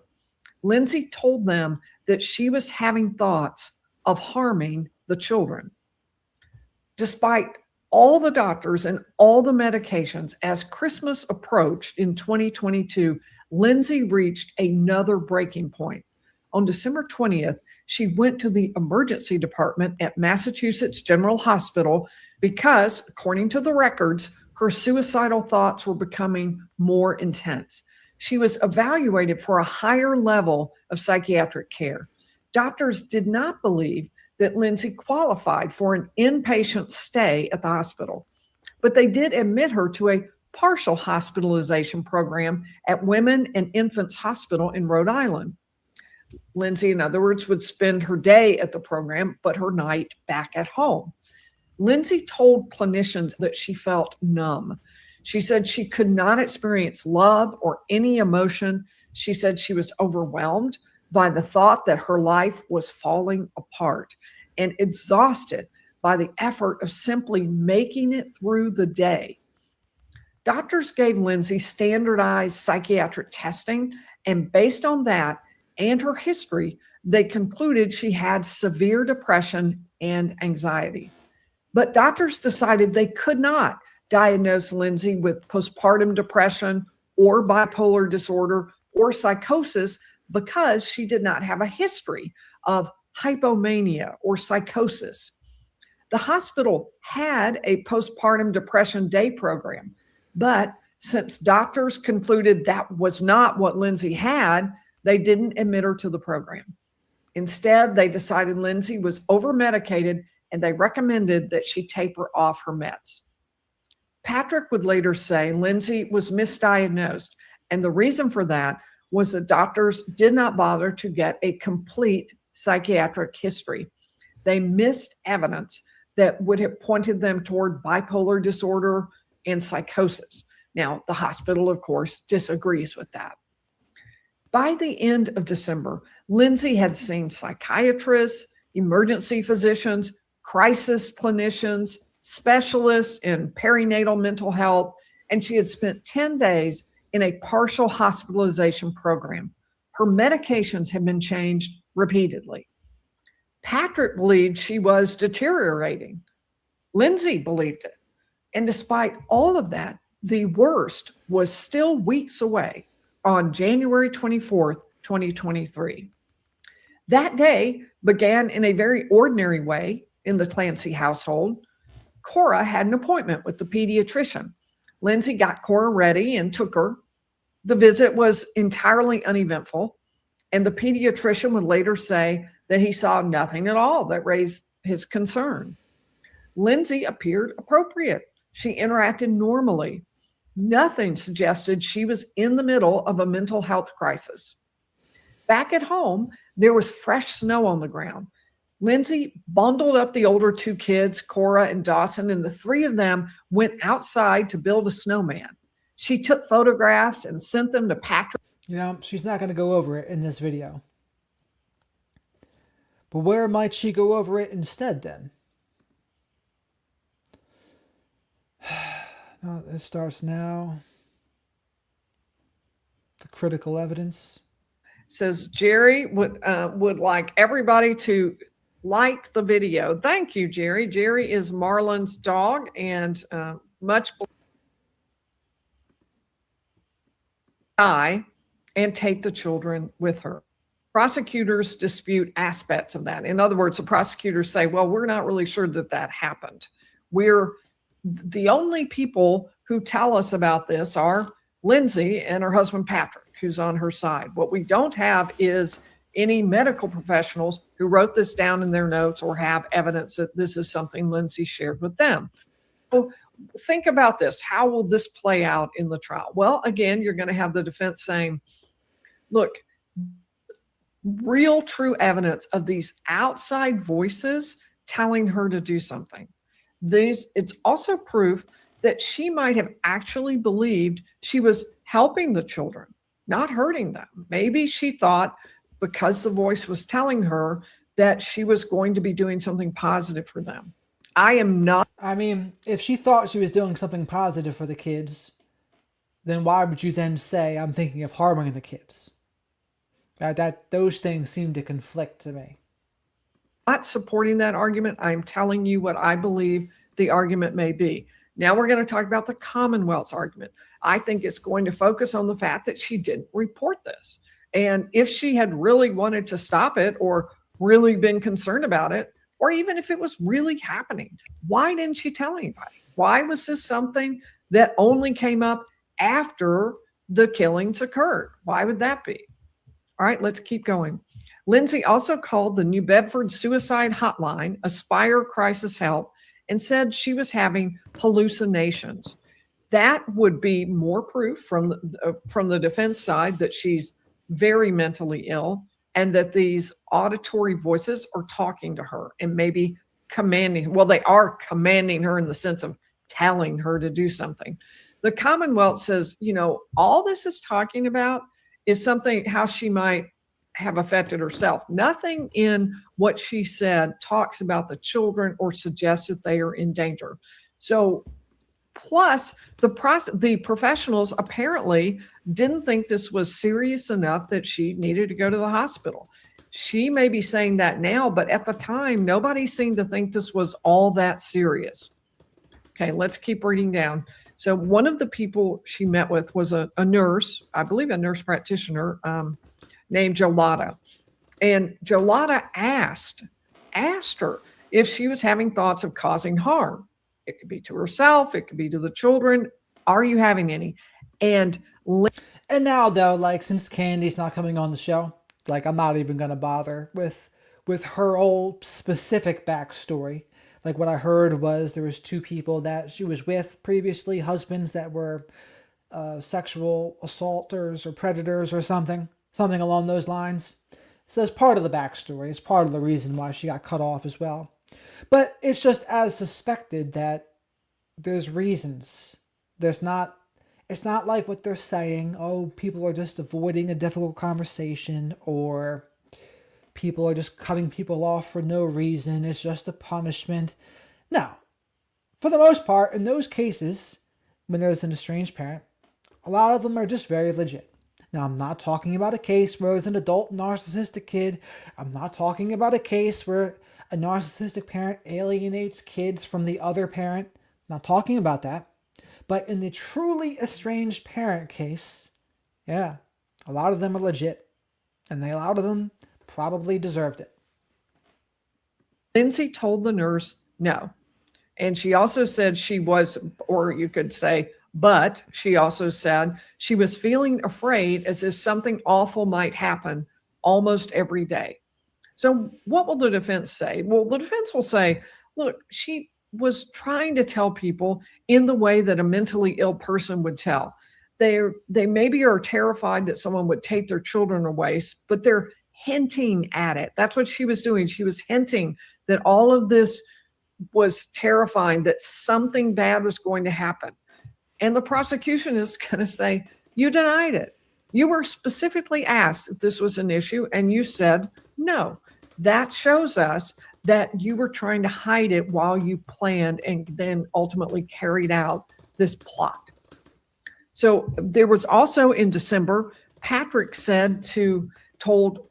actually went to an appointment with her because he was so concerned that she was not doing well. And he told the provider, this was Jolada again, said, Lindsay is 10,000 times worse. that would indicate, from the defense point of view, this is serious. It's not only serious, it's getting worse. This is mental illness in a real sense. And it's not pretend. It's enough that her husband is so concerned he goes with her to the appointment. And the prosecution, of course, will say, nothing in here suggests, or at least commands us to decide that she is criminally not responsible. These are two different things. You can be mentally ill and still be criminally responsible. That's what the prosecution will argue. So let's go on to December 9th. Patrick, and this is the husband, calls Jolada's office. So he's already been to one visit. Now he's calling saying, this is fairly urgent. And he says, Lindsay is still experiencing the same panic and this ideation, the thought process that she should unalive herself. This is still going on, he's saying. And more evidence of mental illness, more evidence from the... So this video just seems like another recap of the same thing she went over in the other video.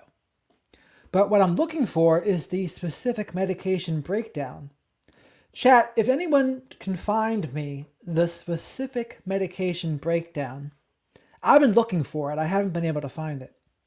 But if there is one out there, I trust my followers to be able to find it for me.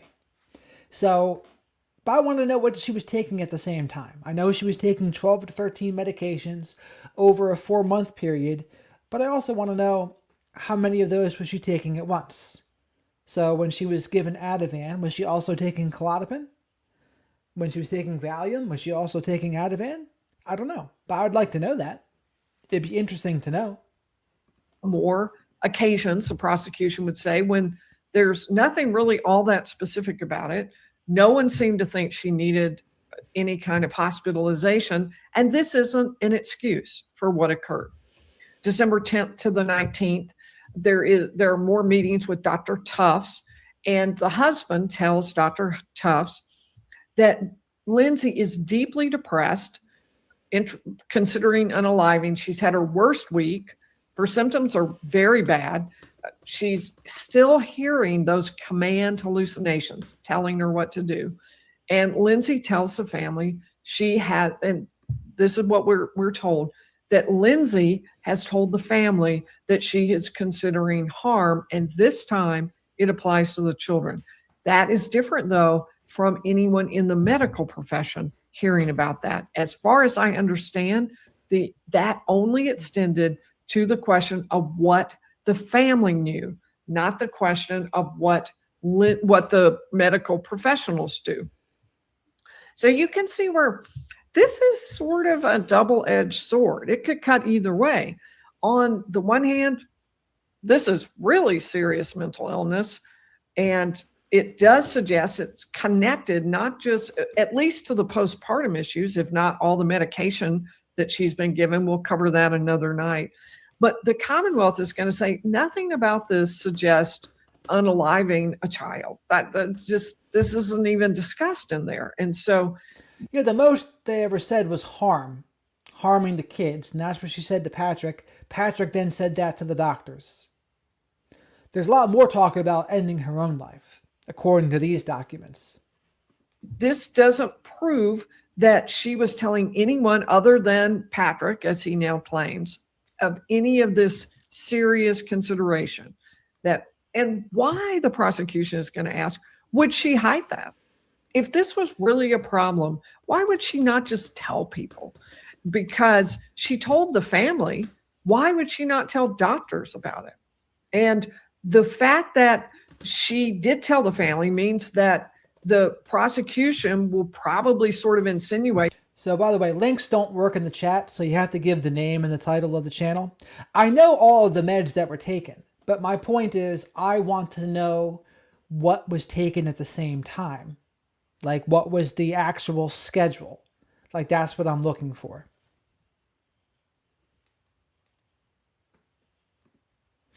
Like, I just can't, like when someone posts a link in the chat, I can't click the link. So I need the title and the name. That maybe Patrick should have done something. Maybe Patrick should have protected them. Maybe Patrick should have told medical professionals. As near as I can tell, the argument is going to be from the prosecution that he did not. tell medical professionals that. We'll find out more when we see the actual medical records and we hear from the medical professionals. But she did tell the family. So why didn't the family do something about this? I think the prosecution will ask that question. It is not that in any way Patrick or the family are responsible for what happened, because I don't think they are, and the prosecution is not suggesting that. But it does affect credibility. That's one of the battles in a lawsuit, is over which witnesses will be believable, which will be credible, and people think, yes, what you've just told me, I can accept that. And this will be a way the prosecution will argue that Patrick is less than credible. So we're going to look at this video. We'll see if they actually do the breakdown. Like, because I know I saw the list of medicines, but I want to see the breakdown of what she was taking at the same time. Does that video show this?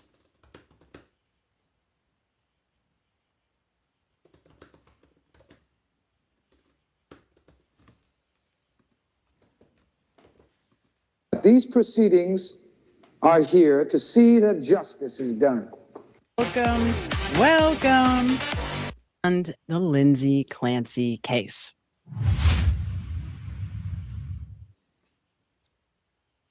Obviously, this is an incredibly difficult discussion, one that none of us want to have. And in addition to having to discuss the premature, catastrophic deaths of 3 small children at the hands of their mother, this also brings up issues of postpartum depression, postpartum psychosis, and the way mothers engage with their children. On top of that, this case surrounds mental health. Regardless of what you believe the punishment for Lindsay Clancy here should be, there are obvious failings that have occurred here specific to the mental health care system. There are issues of insurance and insurance coverage, something that any mental health provider on planet Earth deals with almost every day. There are issues of different doctors prescribing different drugs without communication. Yeah, so this is the list that we saw. So what I want, though, is to see what of these were taken at the same time.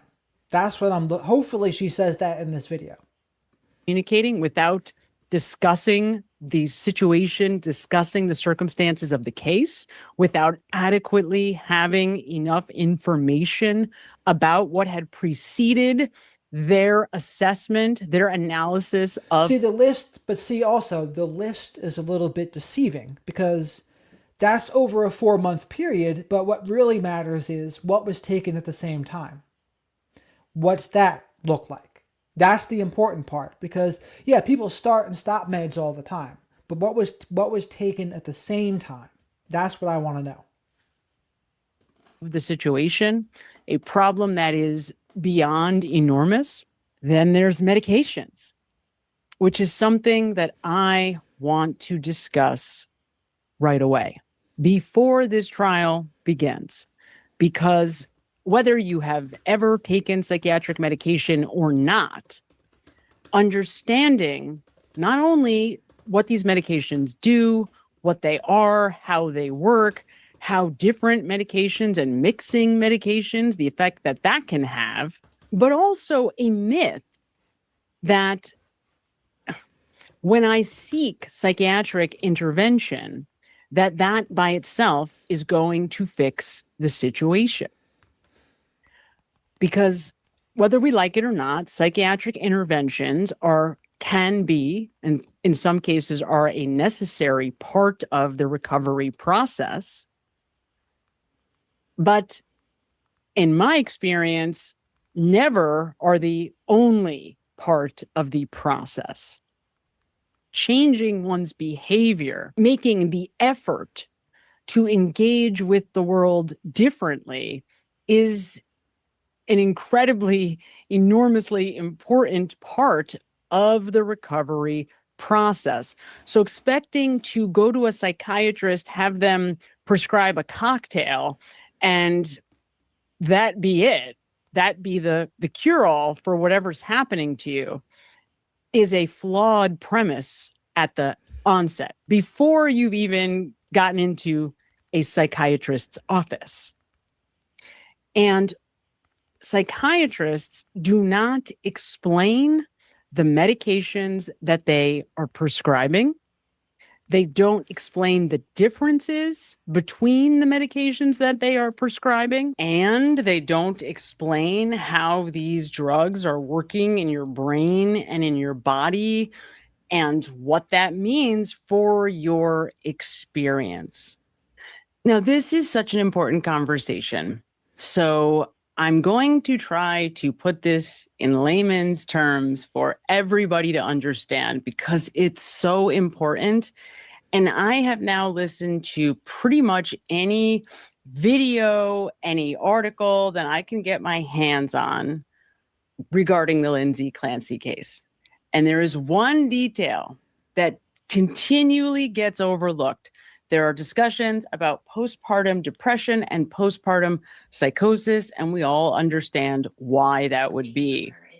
But this piece about the medication continually gets overlooked. And it makes sense because, frankly, most people don't really understand psychotropic medications, don't understand what these medications are doing. And so it's very easy to overlook them. But we're not going to do that, because we have to be educated.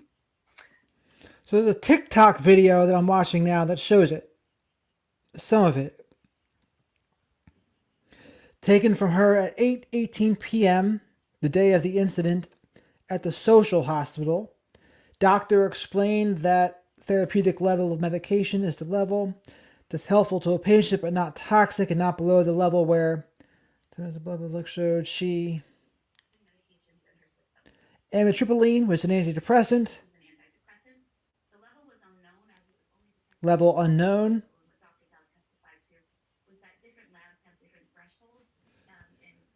You can see if I can find TikTok on here.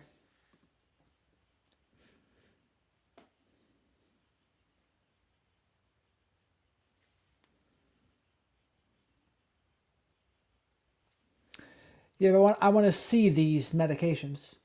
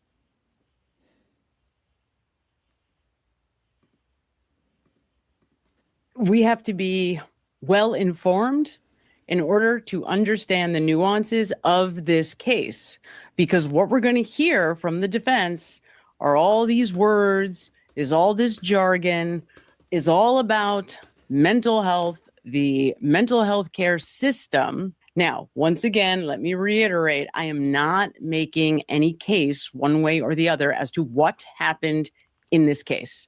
I do not have enough information to make a determination about what happened to Lindsay Clancy and whether or not she was of sound mind and body when she made the decision to kill her children. I don't know.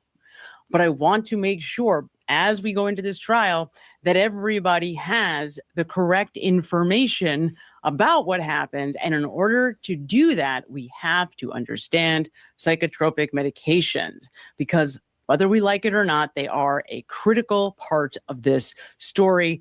And generally speaking, this is something that we all need to understand anyway, for many, many reasons, whether you ever take a medication or not, because the systems that these medications are working in and on are fundamental to our everyday health and wellness. They are the same systems that drinking coffee, that having a conversation with an old friend, that having sex, everything we do behaviorally, every thought you have in your mind psychologically is affecting these same systems.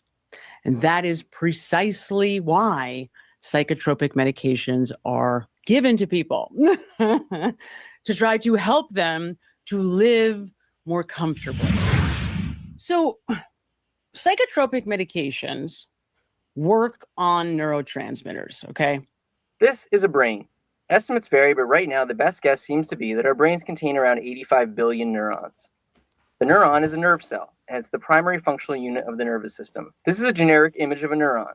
Neurons actually come in all shapes and sizes, but this is the prototypical version of a neuron that you'll often see in a textbook. Neurotransmitters are stored in the axon terminals of a neuron, in small sac-like structures called synaptic vesicles. One way to think about neurotransmitters is that they are your brain's communication system. Most communication between neurons occurs at a specialized structure called a synapse. A synapse is an area where two neurons come close enough to one another that they are able to pass chemical signals from one cell to another. In the presynaptic neuron, there are chemical signals called neurotransmitters that are packaged into small sacs called vesicles. Each vesicle can contain thousands of neurotransmitter molecules. These are not the only factors that we consider or that affect mood, emotions, and thoughts. But these are kind of the governors or the managers of your mental health, fundamentally. And it is a two-way street. It is completely debunked science to say that somebody has a chemical imbalance and that's why they are depressed. That's a very old model. It's an old model, but I don't think it's necessarily always wrong. And I say this because of my autism. People that have autism can have symptoms because they have low glutathione or the GABA system is messed up. So there is, in autism, I think, processes in the brain that absolutely are disrupted. So to me, it all depends. And that's why I think my supplement routine really helps me, because there were things that were not working properly.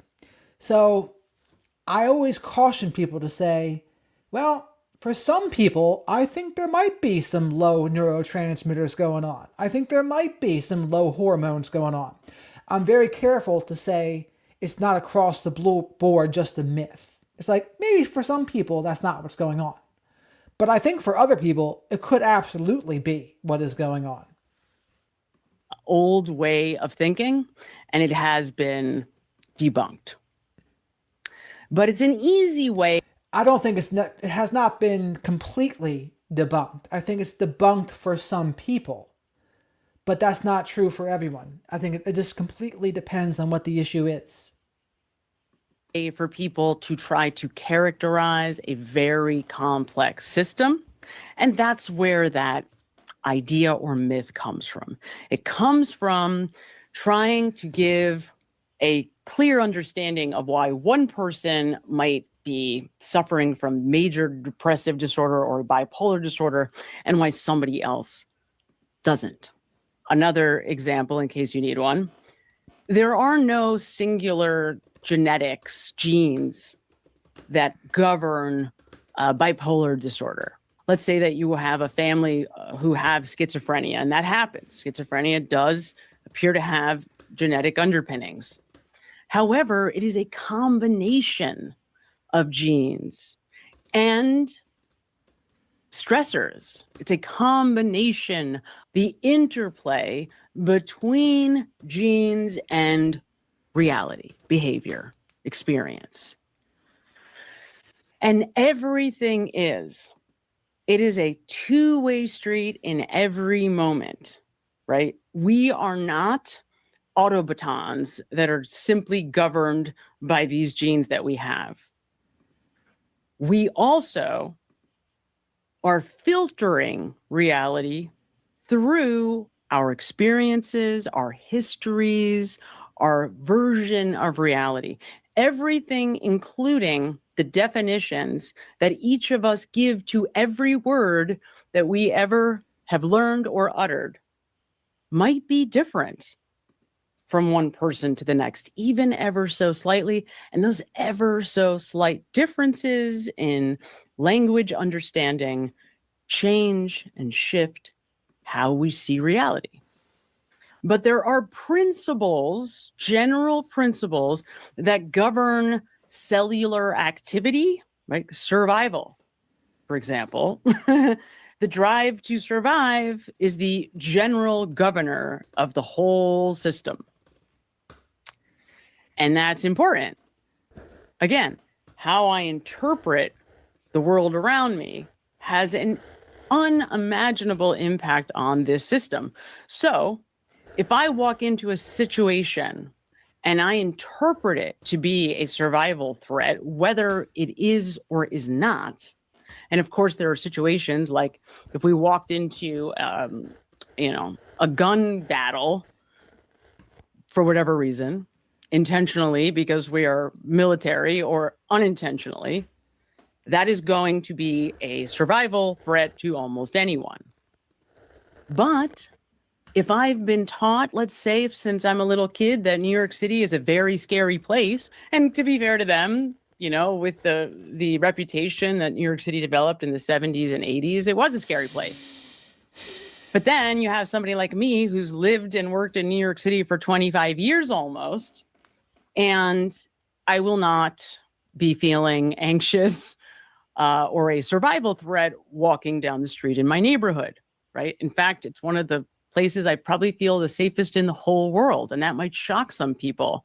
But that very different perception of that reality, walking down the street in New York City, is going to have a profound effect on how my nervous system communicates within itself, such that whether I might experience relief because I am home walking down the street, or intense fear because I determine there might be a threat or some danger ahead, how these chemicals inside our brain and our body, how they communicate, is being filtered through our perception.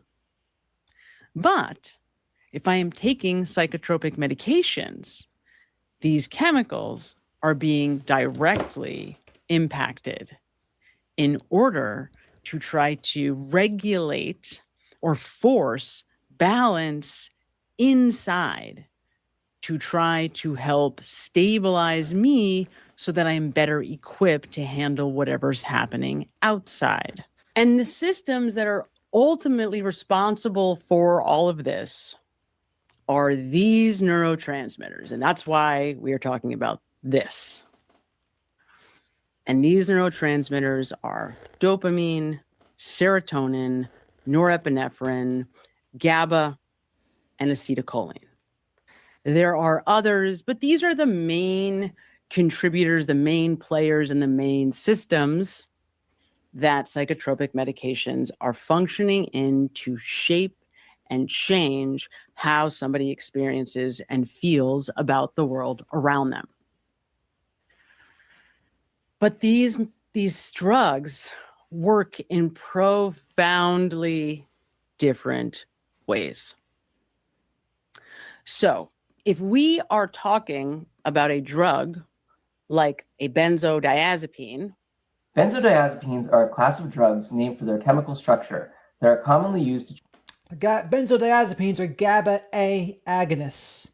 They work on the GABA system, just like alcohol works on the GABA system in the brain. So benzodiazepines are Ativan, Klonopin, Xanax, Valium.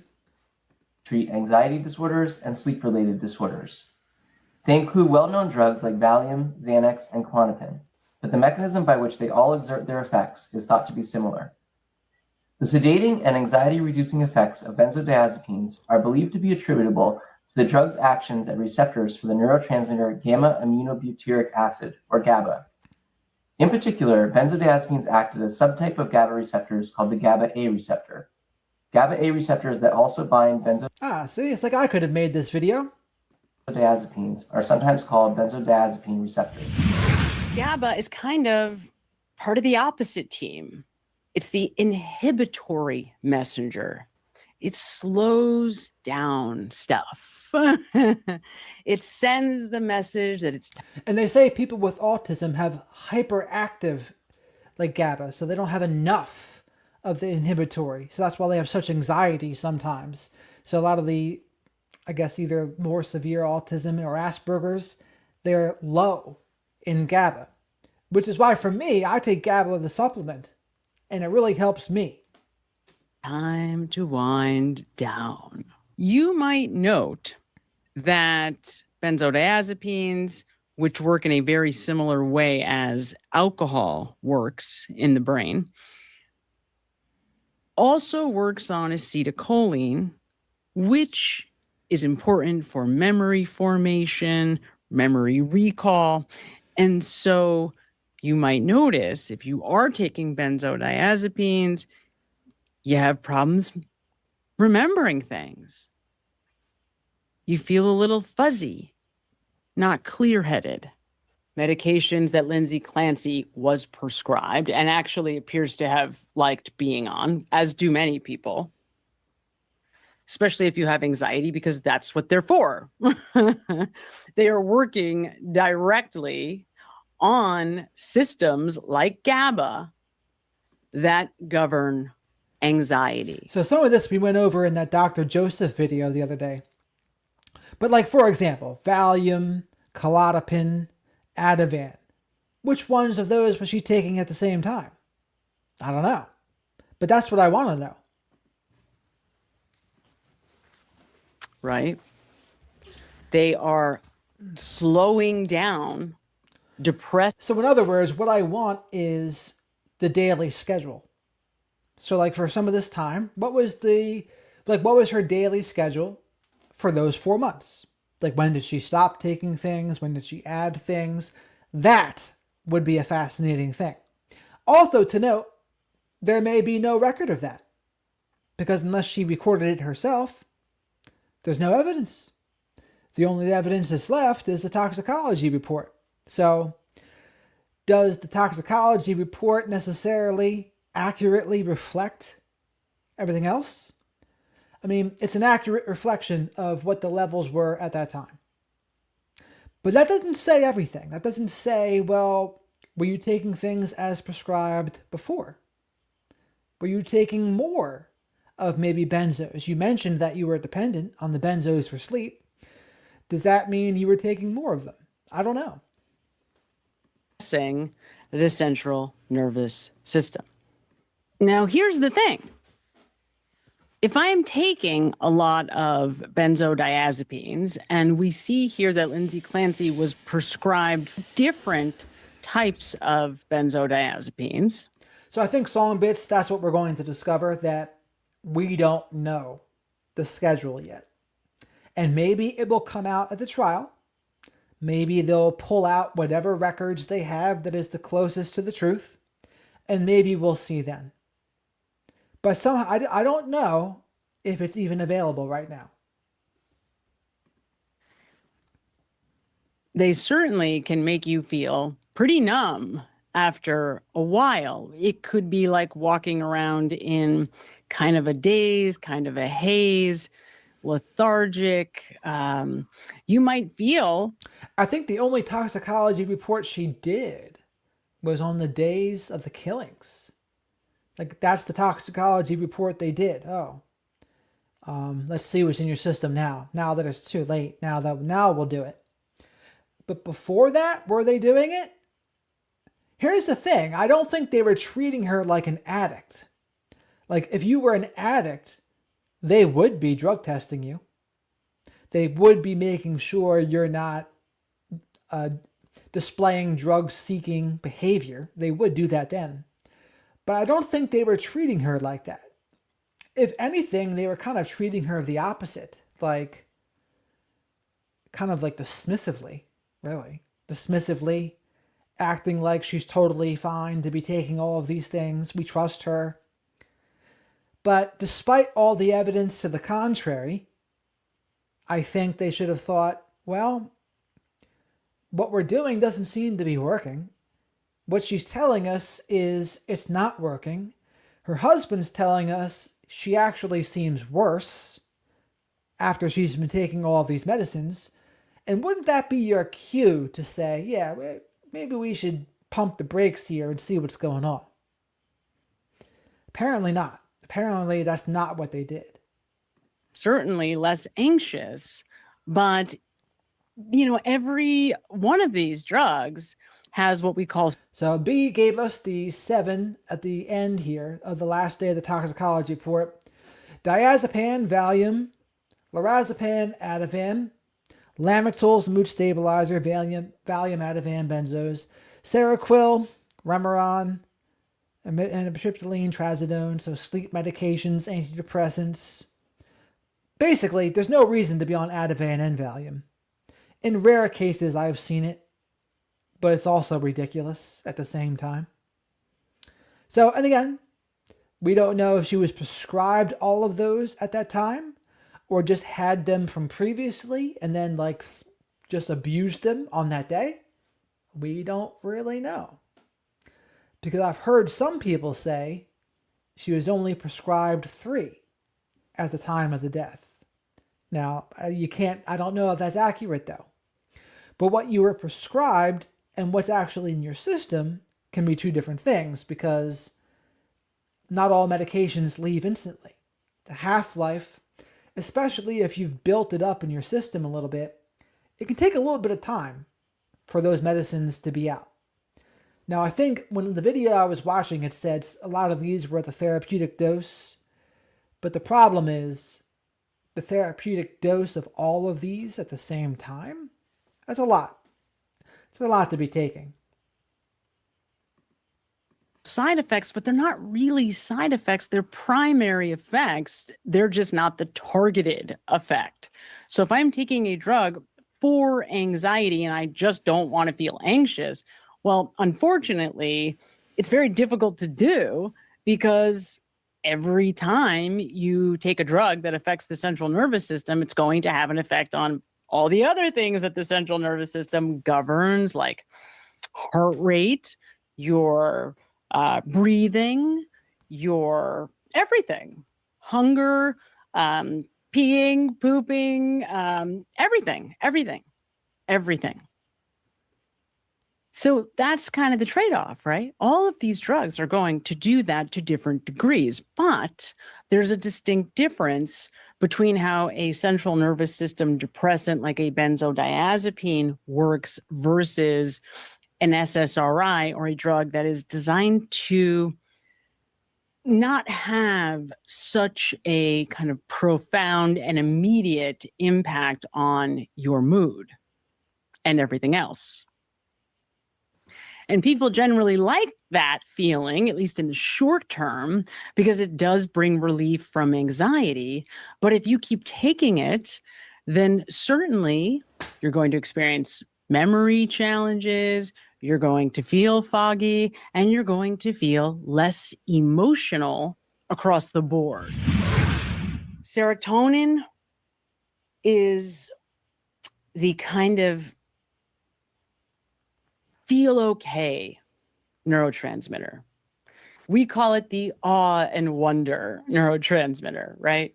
It's the kind of neurotransmitter that when you look out over a sunset on a beautiful day on the beach, that kind of like, serene sense that everything is going to be okay. That is serotonin. SSRIs were developed in the 1970s with the goal of treating depression by increasing serotonin levels. SSRIs work by inhibiting a mechanism called reuptake. In reuptake, a protein called a transporter transports excess neurotransmitter molecules out of the synaptic cleft, usually back into the neuron that released them.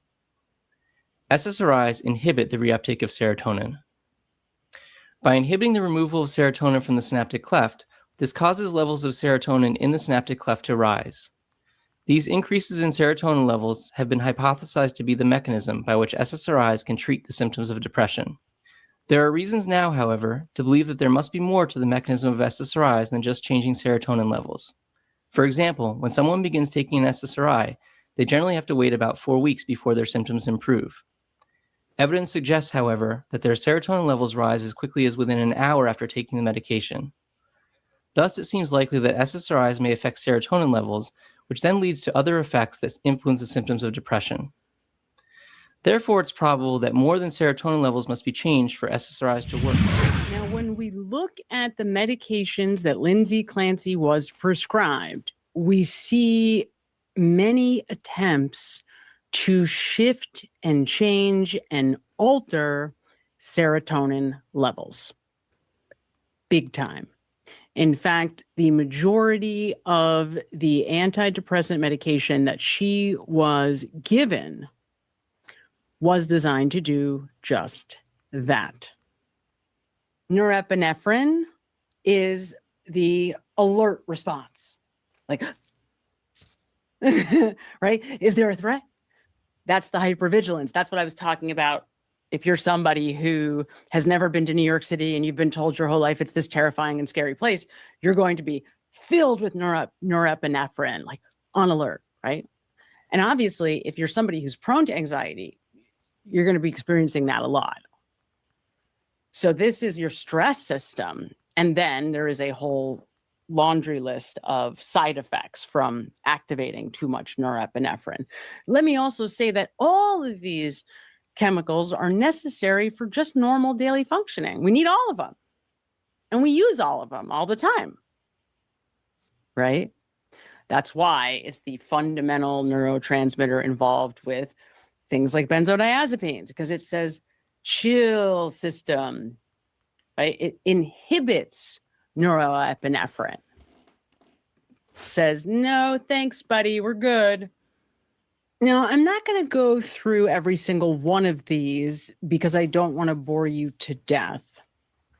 My point is simply to help people to understand that these medications are not irrelevant. The mere action of taking psychotropic medication can trigger a stress response in the body that causes many other even longer term challenges psychologically. So these are very consequential, or at least they can be. And the fact that she was prescribed 13 different medications in a very short period of time is beyond alarming, because each and every one of these medications is having an effect on brain activity. And these are not drugs that just leave your system the second you stop taking them. At least many of them do not work that way. When we start talking about changing medications, mixing medications, this could not be more serious. Because what we are doing is fundamentally altering who she is at the most basic physiological level. So as we go through this trial, our job is to try to... And so again, this is a lot. Several antidepressants, several benzos, several sleep medicines, several other anti-anxiety medications. It's a lot to be going through. It just seems like they were throwing medications at the problem. And that's just not always the right answer. I think some of them think it's like the old expression, when the only tool that you have is a hammer, every problem looks like a nail.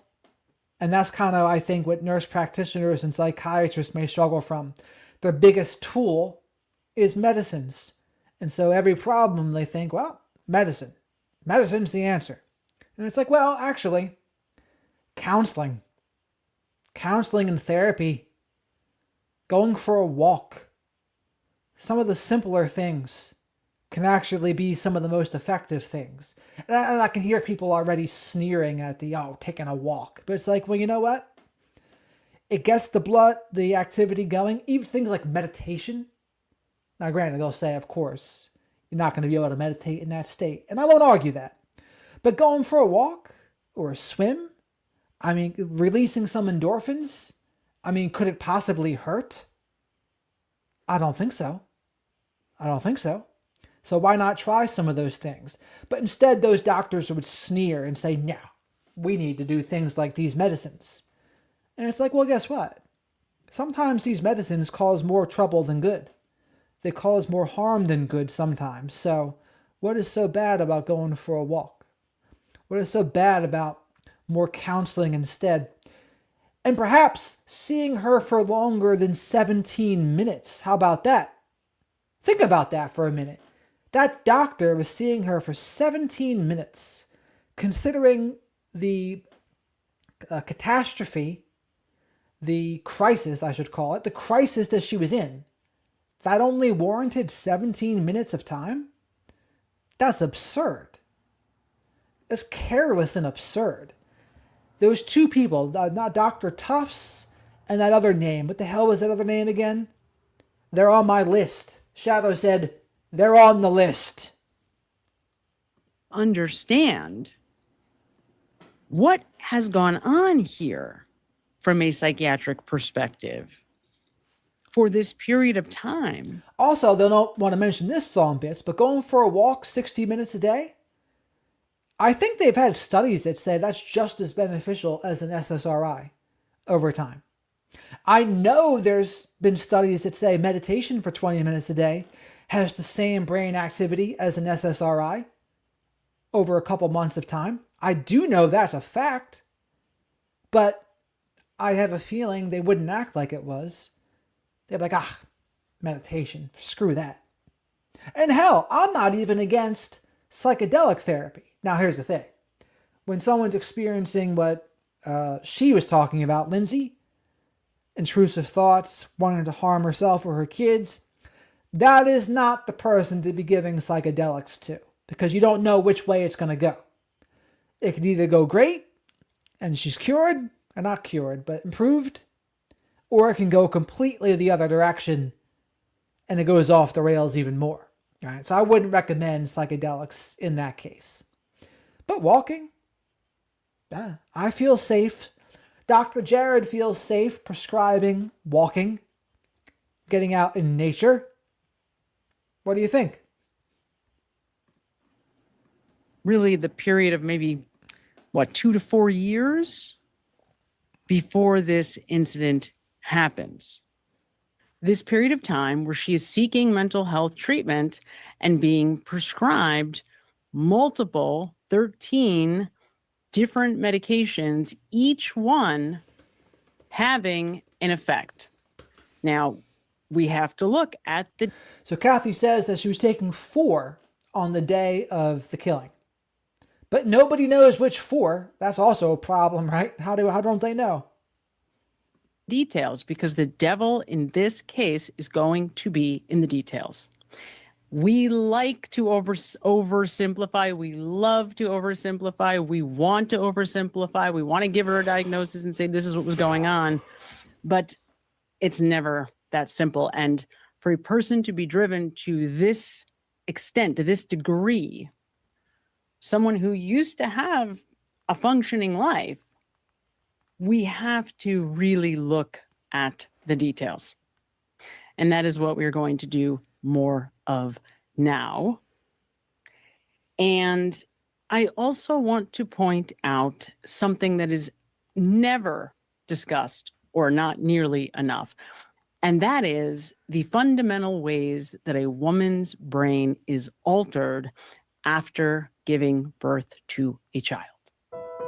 When we get closer to actually delivering a child, oxytocin causes uterine contraction, and that baby's head pops out and shifts her to become more aggressive, to become more vigilant, and to shift into caregiver mode. So that's where, Mama Bear comes in.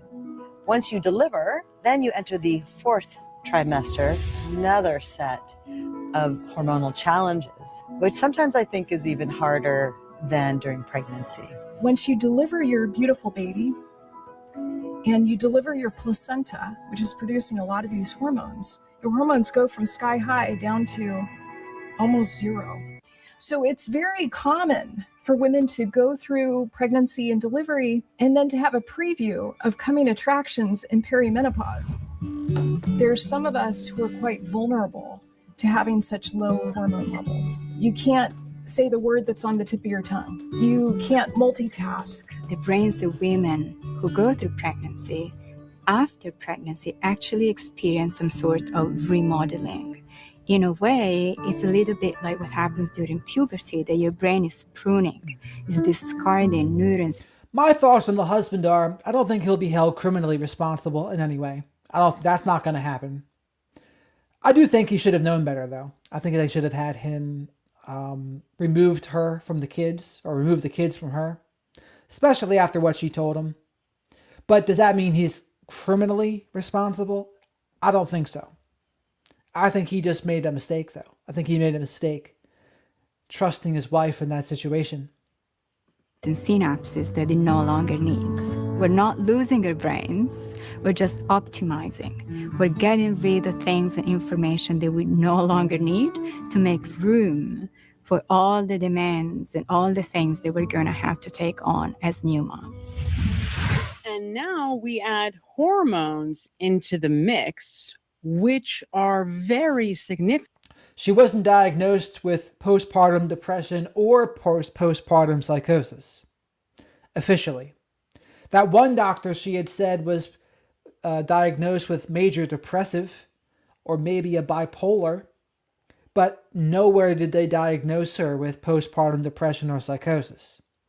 And I think part of the reason was because they were trying to parse out what symptoms of these or side effects from these medicines versus what is the underlying condition. It's hard to say. It's so hard to say when you're on all those medicines.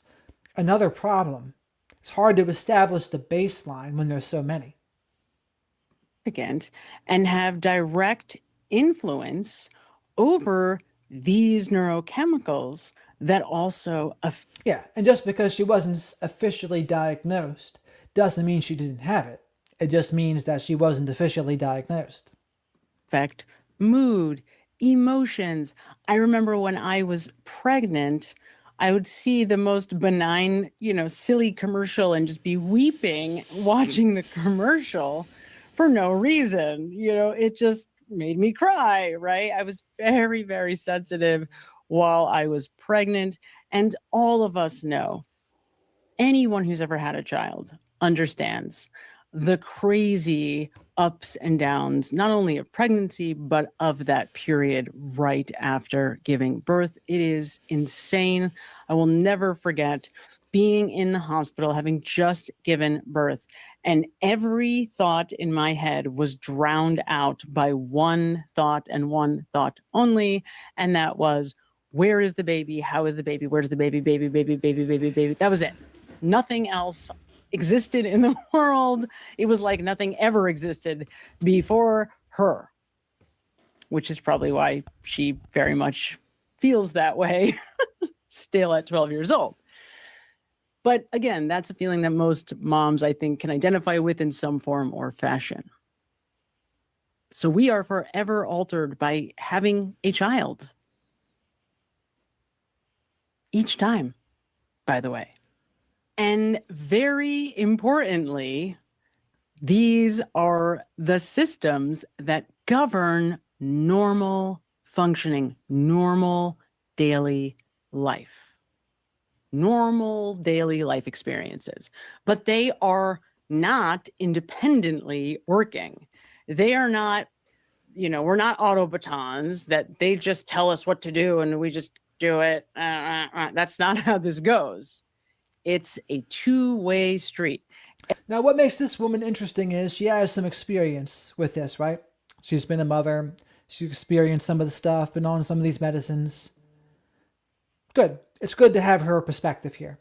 As I was talking to people on Facebook, I was trying to find people that have experienced postpartum depression, postpartum psychosis, so I can bring them on the channel. I thought it'd be an interesting conversation. Every thought you have is sending messages to these chemicals, telling them what to do.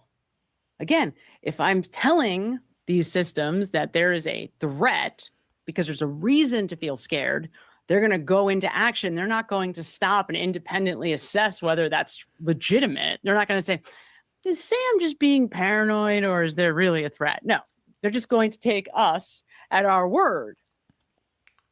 And that is part of the challenge. And it is how the system can easily become dysregulated. Let's say, for example, if there's competing messages. If I am taking multiple psychotropic medications and one of those medications is saying, slow things down, you feel good. And then another is saying, speed things up, you need to focus, right? And then I'm also trying to respond in real time to the normal things that I have to do in life, like take care of my children or go to work or be available to my spouse or friends or family, whatever. You can imagine that there is now competing messages happening. And that is where things can get pretty ugly pretty fast. And on top of that, people do not understand the difference between medications like SSRIs, selective serotonin reuptake inhibitors, versus a benzodiazepine. So if you've ever taken these types of drugs, like you were given Xanax to calm down or Ambien to sleep at night, then you might be confused about what an SSRI or a mood stabilizer is doing. See, SSRIs are weird because they don't start working right away. They need to build up in your system. Now, sometimes side effects can happen faster though.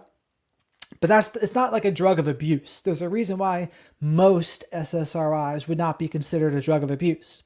Same with mood stabilizers. You're not going to see people abusing Lamictal.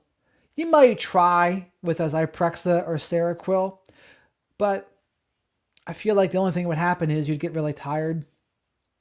Now, benzos, on the other hand, definitely can be a drug of abuse. Ambien could be a drug of abuse. Stimulants, Adderall, Vyvanse, they can be drugs of abuse. That's usually the breakdown that people divide things into. A drug of abuse or not a drug of abuse?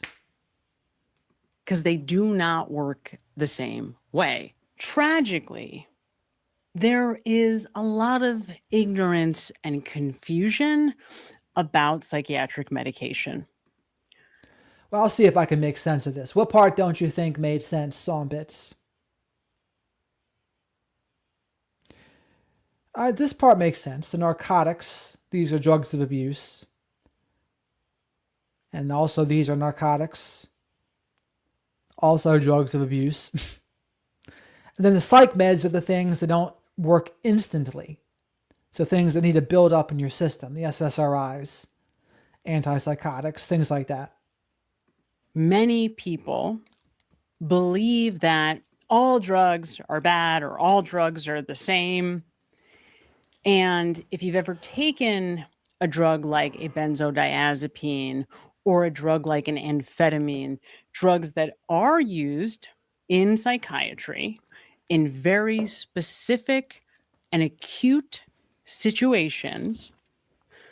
For example, if you've ever known someone who has severe ADHD, I had a friend in college who was so severely ADHD that I could tell by the way he said hello whether he had taken his Adderall that day or not.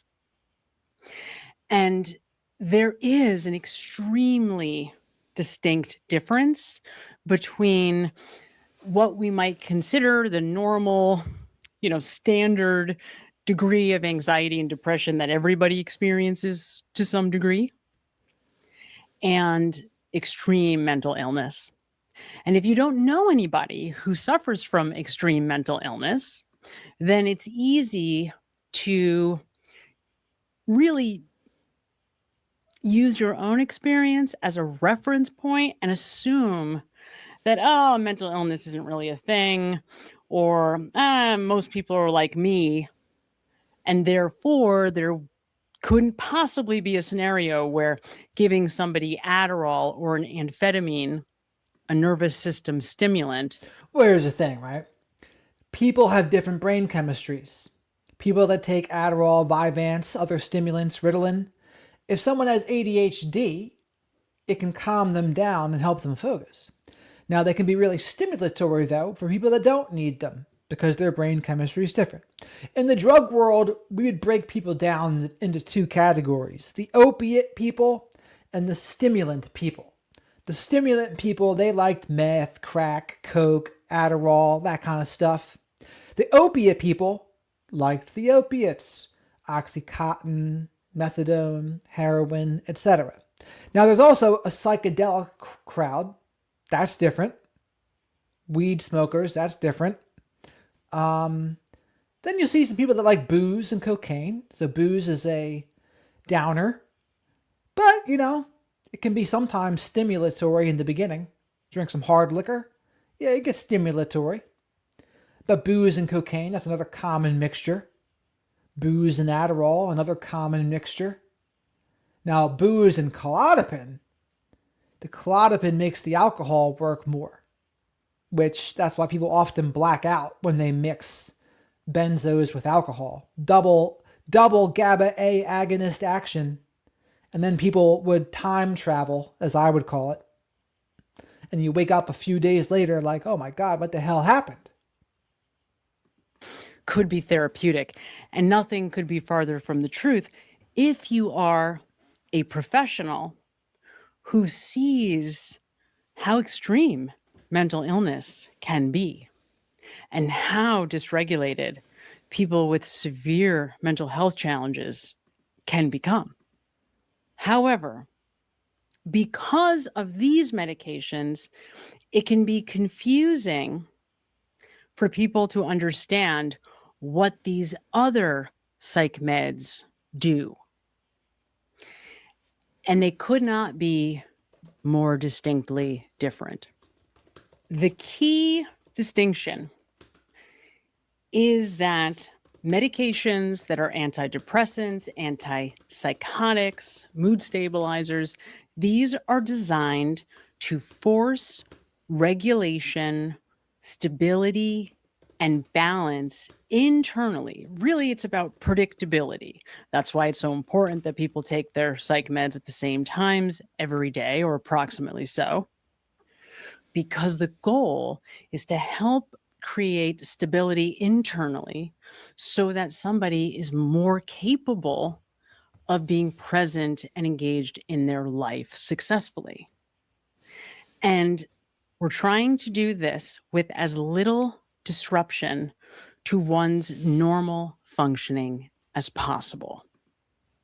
And that's the key: as little disruption to normal daily life as possible. And again, for Lindsay Clancy, it just seems like they got really trigger happy with the meds. And that part just seems very careless. And this will bring into question, well, where is the legal culpability when someone's on meds out of their gourd and they take it as prescribed? Are they still responsible for their actions? Think of it like this. There's a lot of school shooters, for example, that were on an SSRI. Do they take that into consideration? Not really. But it's also true that many of them were on an SSRI. So where's the line here, right? Where's the line of Okay, you're on all these medicines. At what point are you no longer criminally responsible? I don't think we have an answer to that question, but guess what? This case might provide an answer to that question. However, these medications take time to work. And if you don't give them time to work because, let's say, the side effects are too scary or too intense early on, then you may never get to the point where you know what it would be like to be taking a medication like Zoloft or Lexapro over time. I've worked with people where it took us 5 years to get to the correct psychiatric medications for that individual. This is not a process that is meant to happen overnight. And if you don't understand that, it is going to be 10 times more difficult to find the right medication for you. You have to Shadow just reminded me, I haven't told people to like the video for a while, so please remember to like the video. Spank the like button. Make sure you subscribe to the channel if you're not already. We've been doing a deep dive here on the Lindsay Clancy case. It's got my interest. It's been a while since the case is, I shouldn't say that long, but there's been a couple cases that have. But this is another one, because it overlaps with a lot of my knowledge base. So we're doing some dives on this. The trial starts tomorrow. Say hello to the flock of black sheep in the live chat, please. We have a great group here. Also, as always, super chats, super stickers, and becoming a channel member or gifting channel memberships, great ways to support the channel. They help me pay for Shadow the Night Owl's soy-free hoodie snacks. And thank you very much for all of the support that we've been getting so far. understand it's going to take time because it's a process. But here is where we get into trouble. If you are somebody without a history of mental health issues, if you go to the doctor and you say, I've never had any mental illness, they're going to just take you at your word 9 times out of 10. And they're going to say, okay, well, what are your symptoms? And that's one of the hardest parts about this medication thing. There's no way to test neurotransmitters. You can test hormones, but you can't test neurotransmitters. So you can't test GABA, norepinephrine, acetylcholine, dopamine, serotonin. There's no way to test those. So the only thing they can do is listen to what you say. And again, that's why psychology in general, social science, it's kind of a soft science because it's not black and white. So the same thing with personality disorders. You're just observing. Now, brain scans can tell some of the picture, but I was watching a Dr. Mark Eatonson video today where he emphasized, and he's right about this, you don't know when that brain scan changed. Did it happen from something in the environment or were they born in? It depends. Now, there are some people that would say things like low empathy, definitely very heritable. And I happen to agree with those people. But there's other parts that you don't know. You don't know when it occurred, so it's hard to know. But the point is, it's difficult. It is a lot of trial and error, especially when it comes to psychology and psychiatry. A lot of people would probably be flabbergasted to know. But there are two kinds of people that do know. The people that have been through it, like me, and the others that have been in my spot because of addictions and other mental health stuff, they know. They know how much trial and error it can be. The doctors, a lot of times, I don't think they truly get it sometimes. They don't know. Like, they don't know what they're prescribing people. They know what the studies tell them. They know what their textbooks tell them. They know what they can observe. But do they really know what it feels like to take these medicines and to experience the side effects? No, they don't. Now, that was one of the cool things Dr. Joseph did. I think Dr. Joseph did take some of these medicines because he said, if I'm going to be prescribing them, I want to know what they do.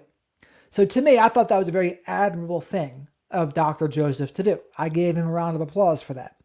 Most doctors, though, they're not doing that. They're giving it. They're being told what the drug companies are telling them.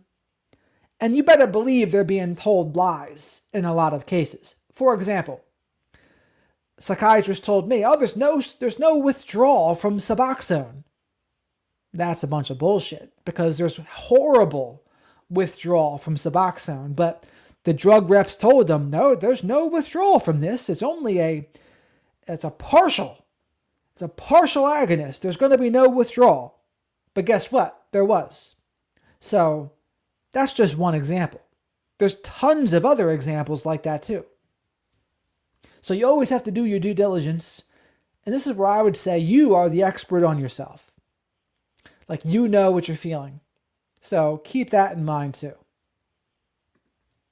And then you're going to give them the symptoms. And if, as a provider, I am zoomed all the way in and I am looking only at the immediate moment, then I might conclude you have one issue. If, however, I was to zoom all the way out and get a much more comprehensive picture of your whole life story, I might come to a very profoundly different conclusion about what is necessary. And what conclusion I come to, i.e., what is known as a diagnosis, and then what medications I might prescribe accordingly, could be vastly different. And to some degree, that appears to have happened here. Now, I want to be clear. I am not saying that is the reason that Lindsay Clancy would eventually go on to murder her children. I am simply pointing out what appears to be... And she should probably say kill, because murder is saying basically you're guilty of the crime. So if you notice when I'm talking about it, I'm saying killing, and I'm saying that very specifically because murder implies it's like also a homicide. Homicide is just a killing. But murder implies no, malice aforethought. So she's conceding that, and she shouldn't concede it. But I don't think she realizes she's conceding it, but that's why I'm saying killing. A fact about what occurred before that happened. And we're going to take a look at this timeline much more closely and in much more depth, and I'm going to show you exactly what I mean. However, let me remind you, I have not come to a conclusion about what caused what happened here. This is the story being told by Lindsay's husband. By Patrick, Lindsay's husband. So obviously, there's going to be some degree of bias because it's coming from her husband. Though we don't have a lot of information about what the nature of their relationship is like now, we know that he, to some degree, has stuck by her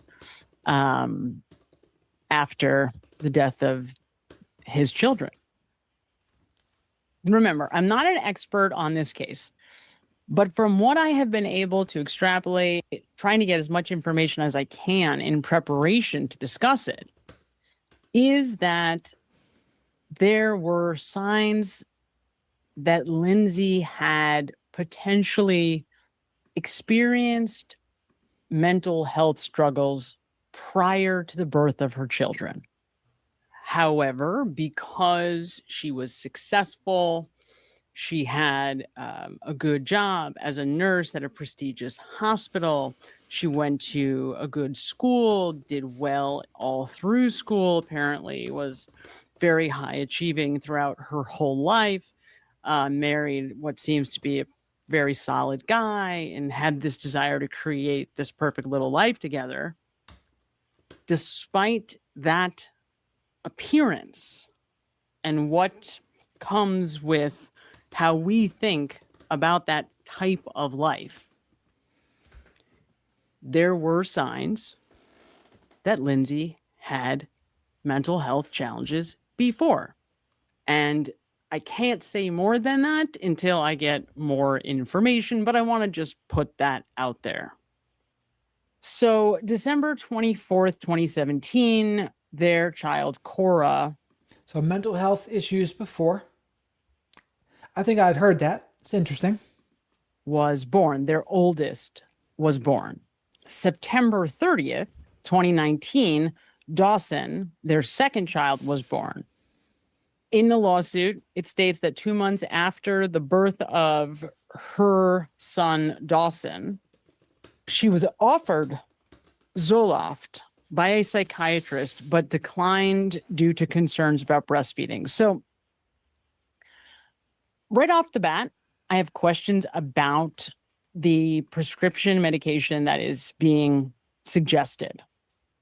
Why Zoloft specifically? We'll get back to that later. In October of 2020, according to her husband, the year or so after her second child, Dawson, was born, was when she really began to evidence symptoms of mania or hypomania.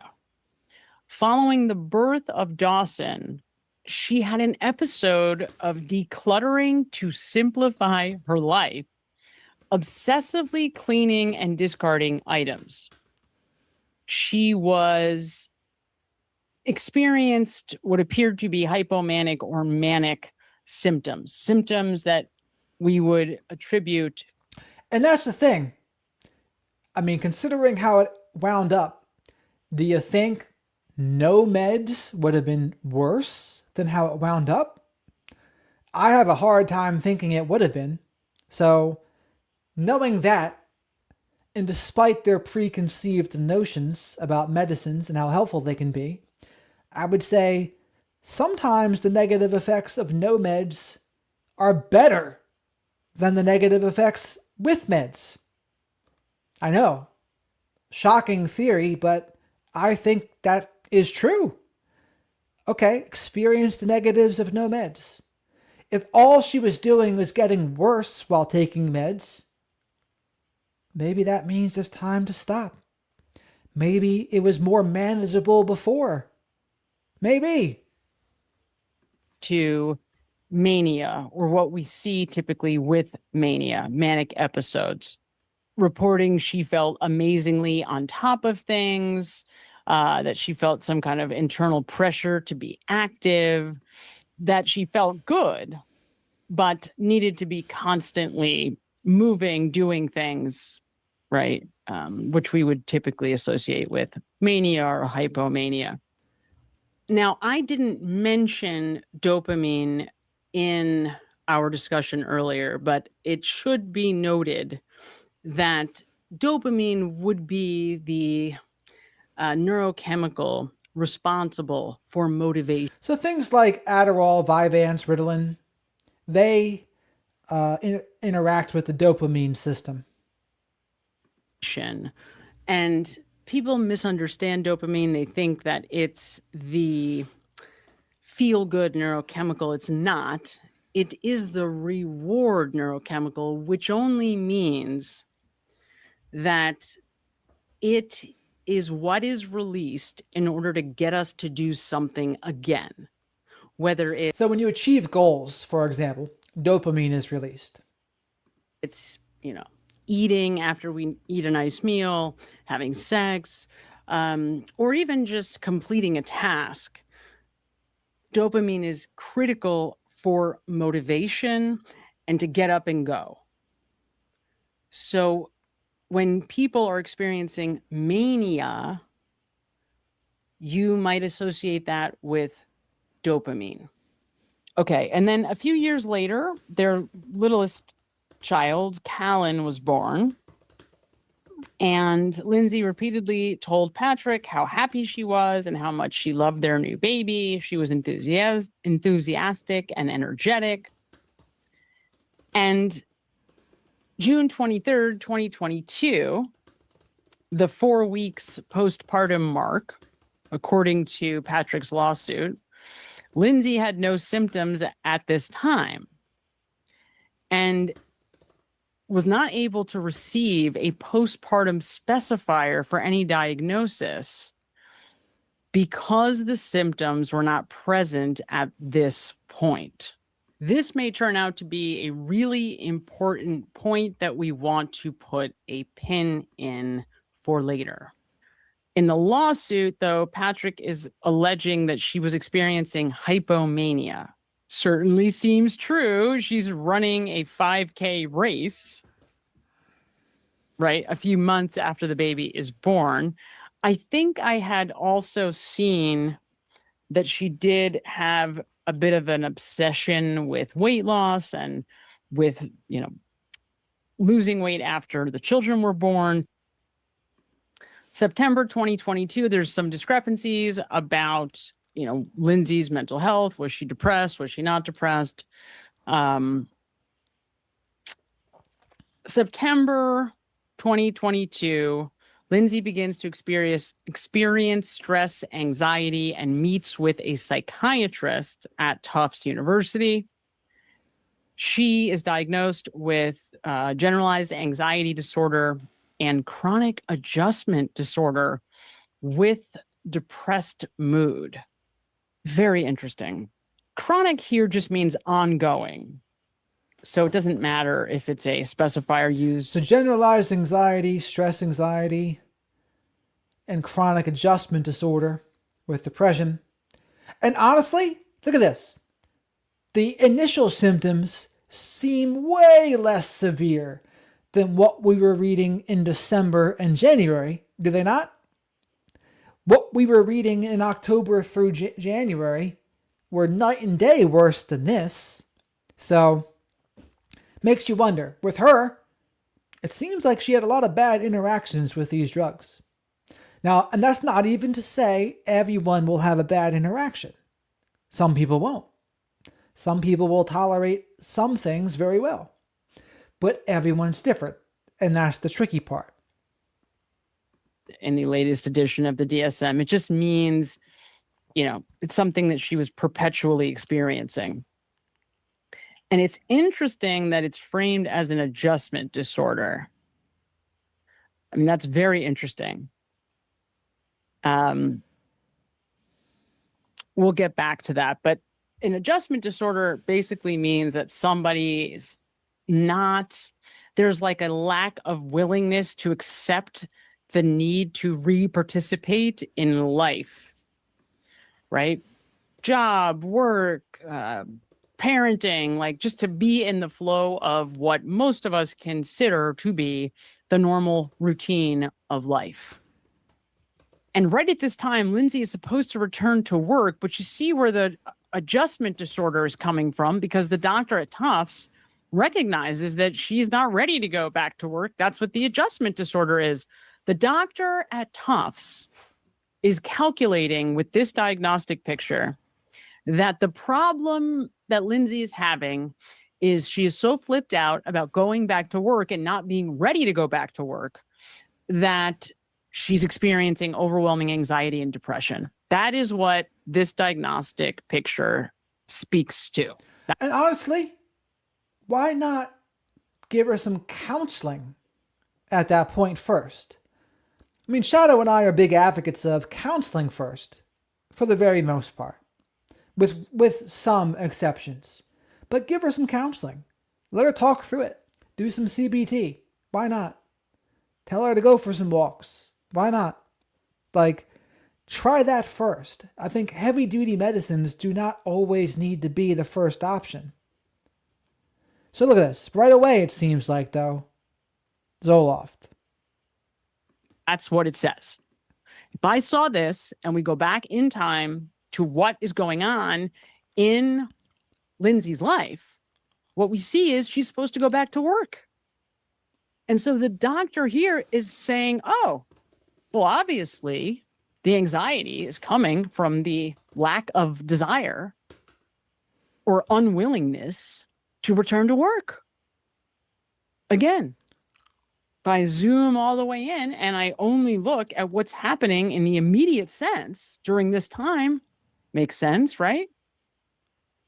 Makes total sense. If I zoom back even a year to when their second child was born, it might have been a lot easier to see that there was hypomanic and manic-like symptoms that predated. Dr. Jared and Dr. Shadow would have said, you know what? How about just take some lithium orotate? It's a natural supplement that you're not going to have any interactions with. It's also a mood stabilizer, but can help very mild depression and very mild manias. So here you go. Lithium orotate. Not lithium carbonate. Lithium carbonate's the prescription version, the prescription drug version that you need to test your liver with. But lithium orotate. Why not? Now, here's the thing Shadow and I have noticed. Doctors and nurses, they hate supplements for the most part. I'll never forget years ago, I had my backpack full of supplements. I think I was doing Lyft or Uber. And there's this nurse walking up to me in her 20s smoking a cigarette. And she said, those supplements are so bad for you. They're not FDA approved. And I'm thinking to myself, as you walk up to me with a cigarette in your mouth, you're going to tell me supplements are bad for me because they're FDA, not FDA approved? It's like, get a grip. But that is how they think. They think they got this one-track mind sometimes where anything that's not FDA approved is the devil. And even if it's a heavy-duty prescription drug, well, it's FDA approved, so how bad can it be? Well, in some cases, it can be pretty damn bad. What she's experiencing here as depression. Now, you might be asking, Sam, why does this matter so much? Well, this brings me back to what I was saying about the Zoloft, the choice that the psychiatrist made about how to treat what she saw. Now, if you have bipolar, you should not be on Zoloft alone.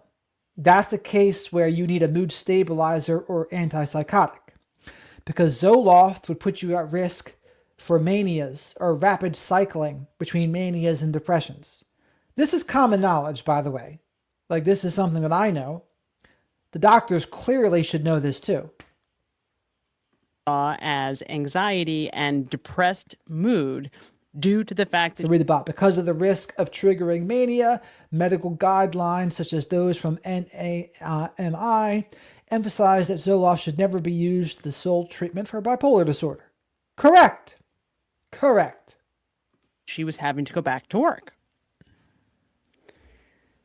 Zoloft is a medication that is used to treat symptoms of depression. However, if there is any belief, any thought whatsoever that somebody might have mania or bipolar disorder, or there might have been hypomania at any point, Zoloft would not be optimal, would not even be on the table, because it has been known to cause manic episodes. So right off the bat, we're only at one medication. There are alleged to be 13 medications involved in this story before all is said and done. We are only on the very first medication, and you can already see that because there had been signs of mania in the past, it's quite possible that an SSRI like Zoloft could have triggered mania. And mania is, yes. This is all true. You would hope, though, she would do her due diligence as well. You would hope.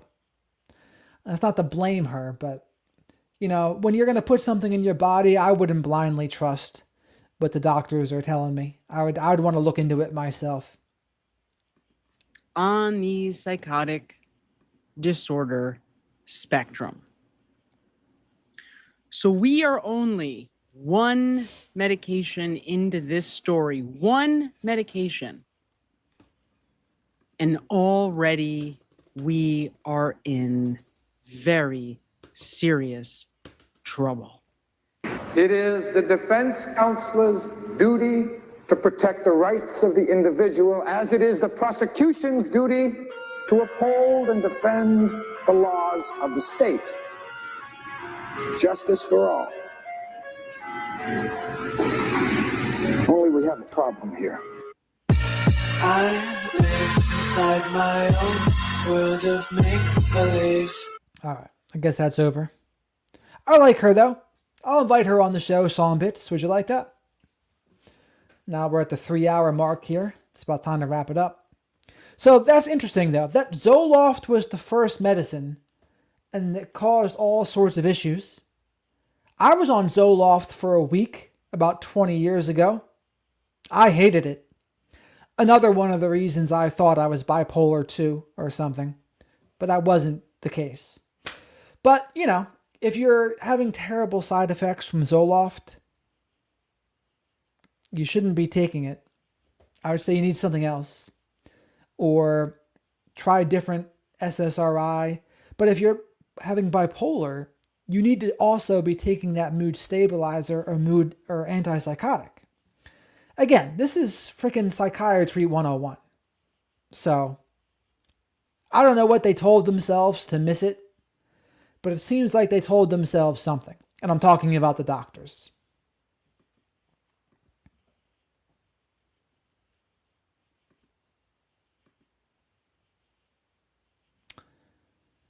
What is the name of that channel? I'm not supposed to be here.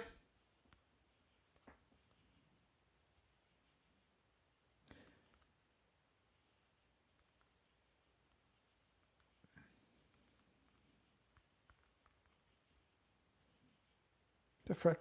Song Bits, what's the name of that channel? Well, I can look it up. The hell am I doing? I Don't Belong Here with Samantha Benegrino.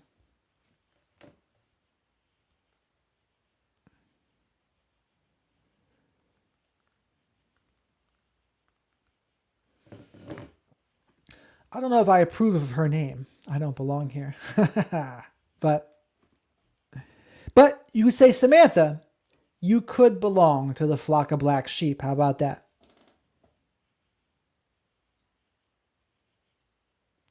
Yep, I'd be all for that, B. I mean, I think also what could happen is people, if they're really in tune with their bodies, I think they would notice as well. But I think like what actually helps them and what doesn't. But I'm not against the genetic testing. People can do that too. But ultimately, though, I think I would still do, regardless of genetic testing, I would still do what felt right for my body at the end of the day. And I do think to the extent that the genetic testing can help you feel better, I'm all for it. Amen, we will be. Yes, we will. This one seems interesting, so we're going to go over it. And I'll still do my other stuff too, of course. You got it, Autumn. It's not a bad idea, truth. I don't mind that. In the UK, they won't prescribe antidepressants until the patient takes B vitamins first.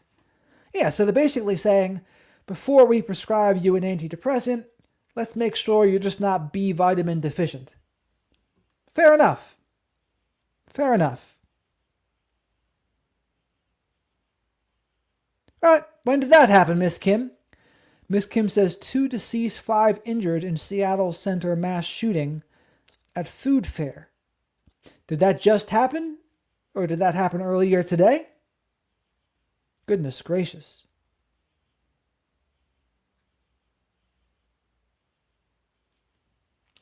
Thoughts and prayers. What else can you say, Miss Kim? Thoughts and prayers. Beneficial actions, right? Goodness gracious. Yes, I would certainly hope not be. But all right, folks. Thank you very much for being here. Make sure you like the video if you haven't already. Make sure you subscribe to the channel. Song Bits, thanks for giving me the recommendation of that channel. I like her. She knows her stuff.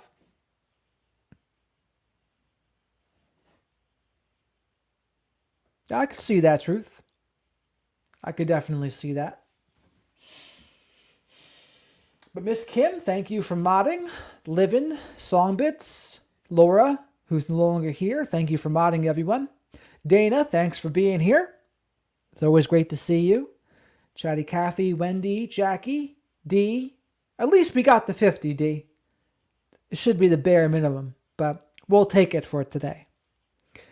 But yeah, D, Wendy, who else? Jackie, Bethany. Bethany's gone already too.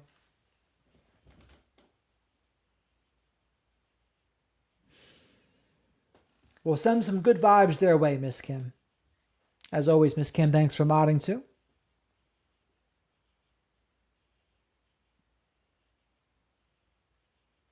Yes, Shadow and I love you all too. So, we'll be back at it tomorrow. We'll see what we talk about. First day of the trial. And it's great to see B back in the chat. We haven't seen her for a minute. Shadow and I missed her. So no, B, you were missed in the flock of black sheep. And thanks for sending those 7 medicines that were in her toxicology report. We appreciate that too. All right, folks. Till next time, over and out.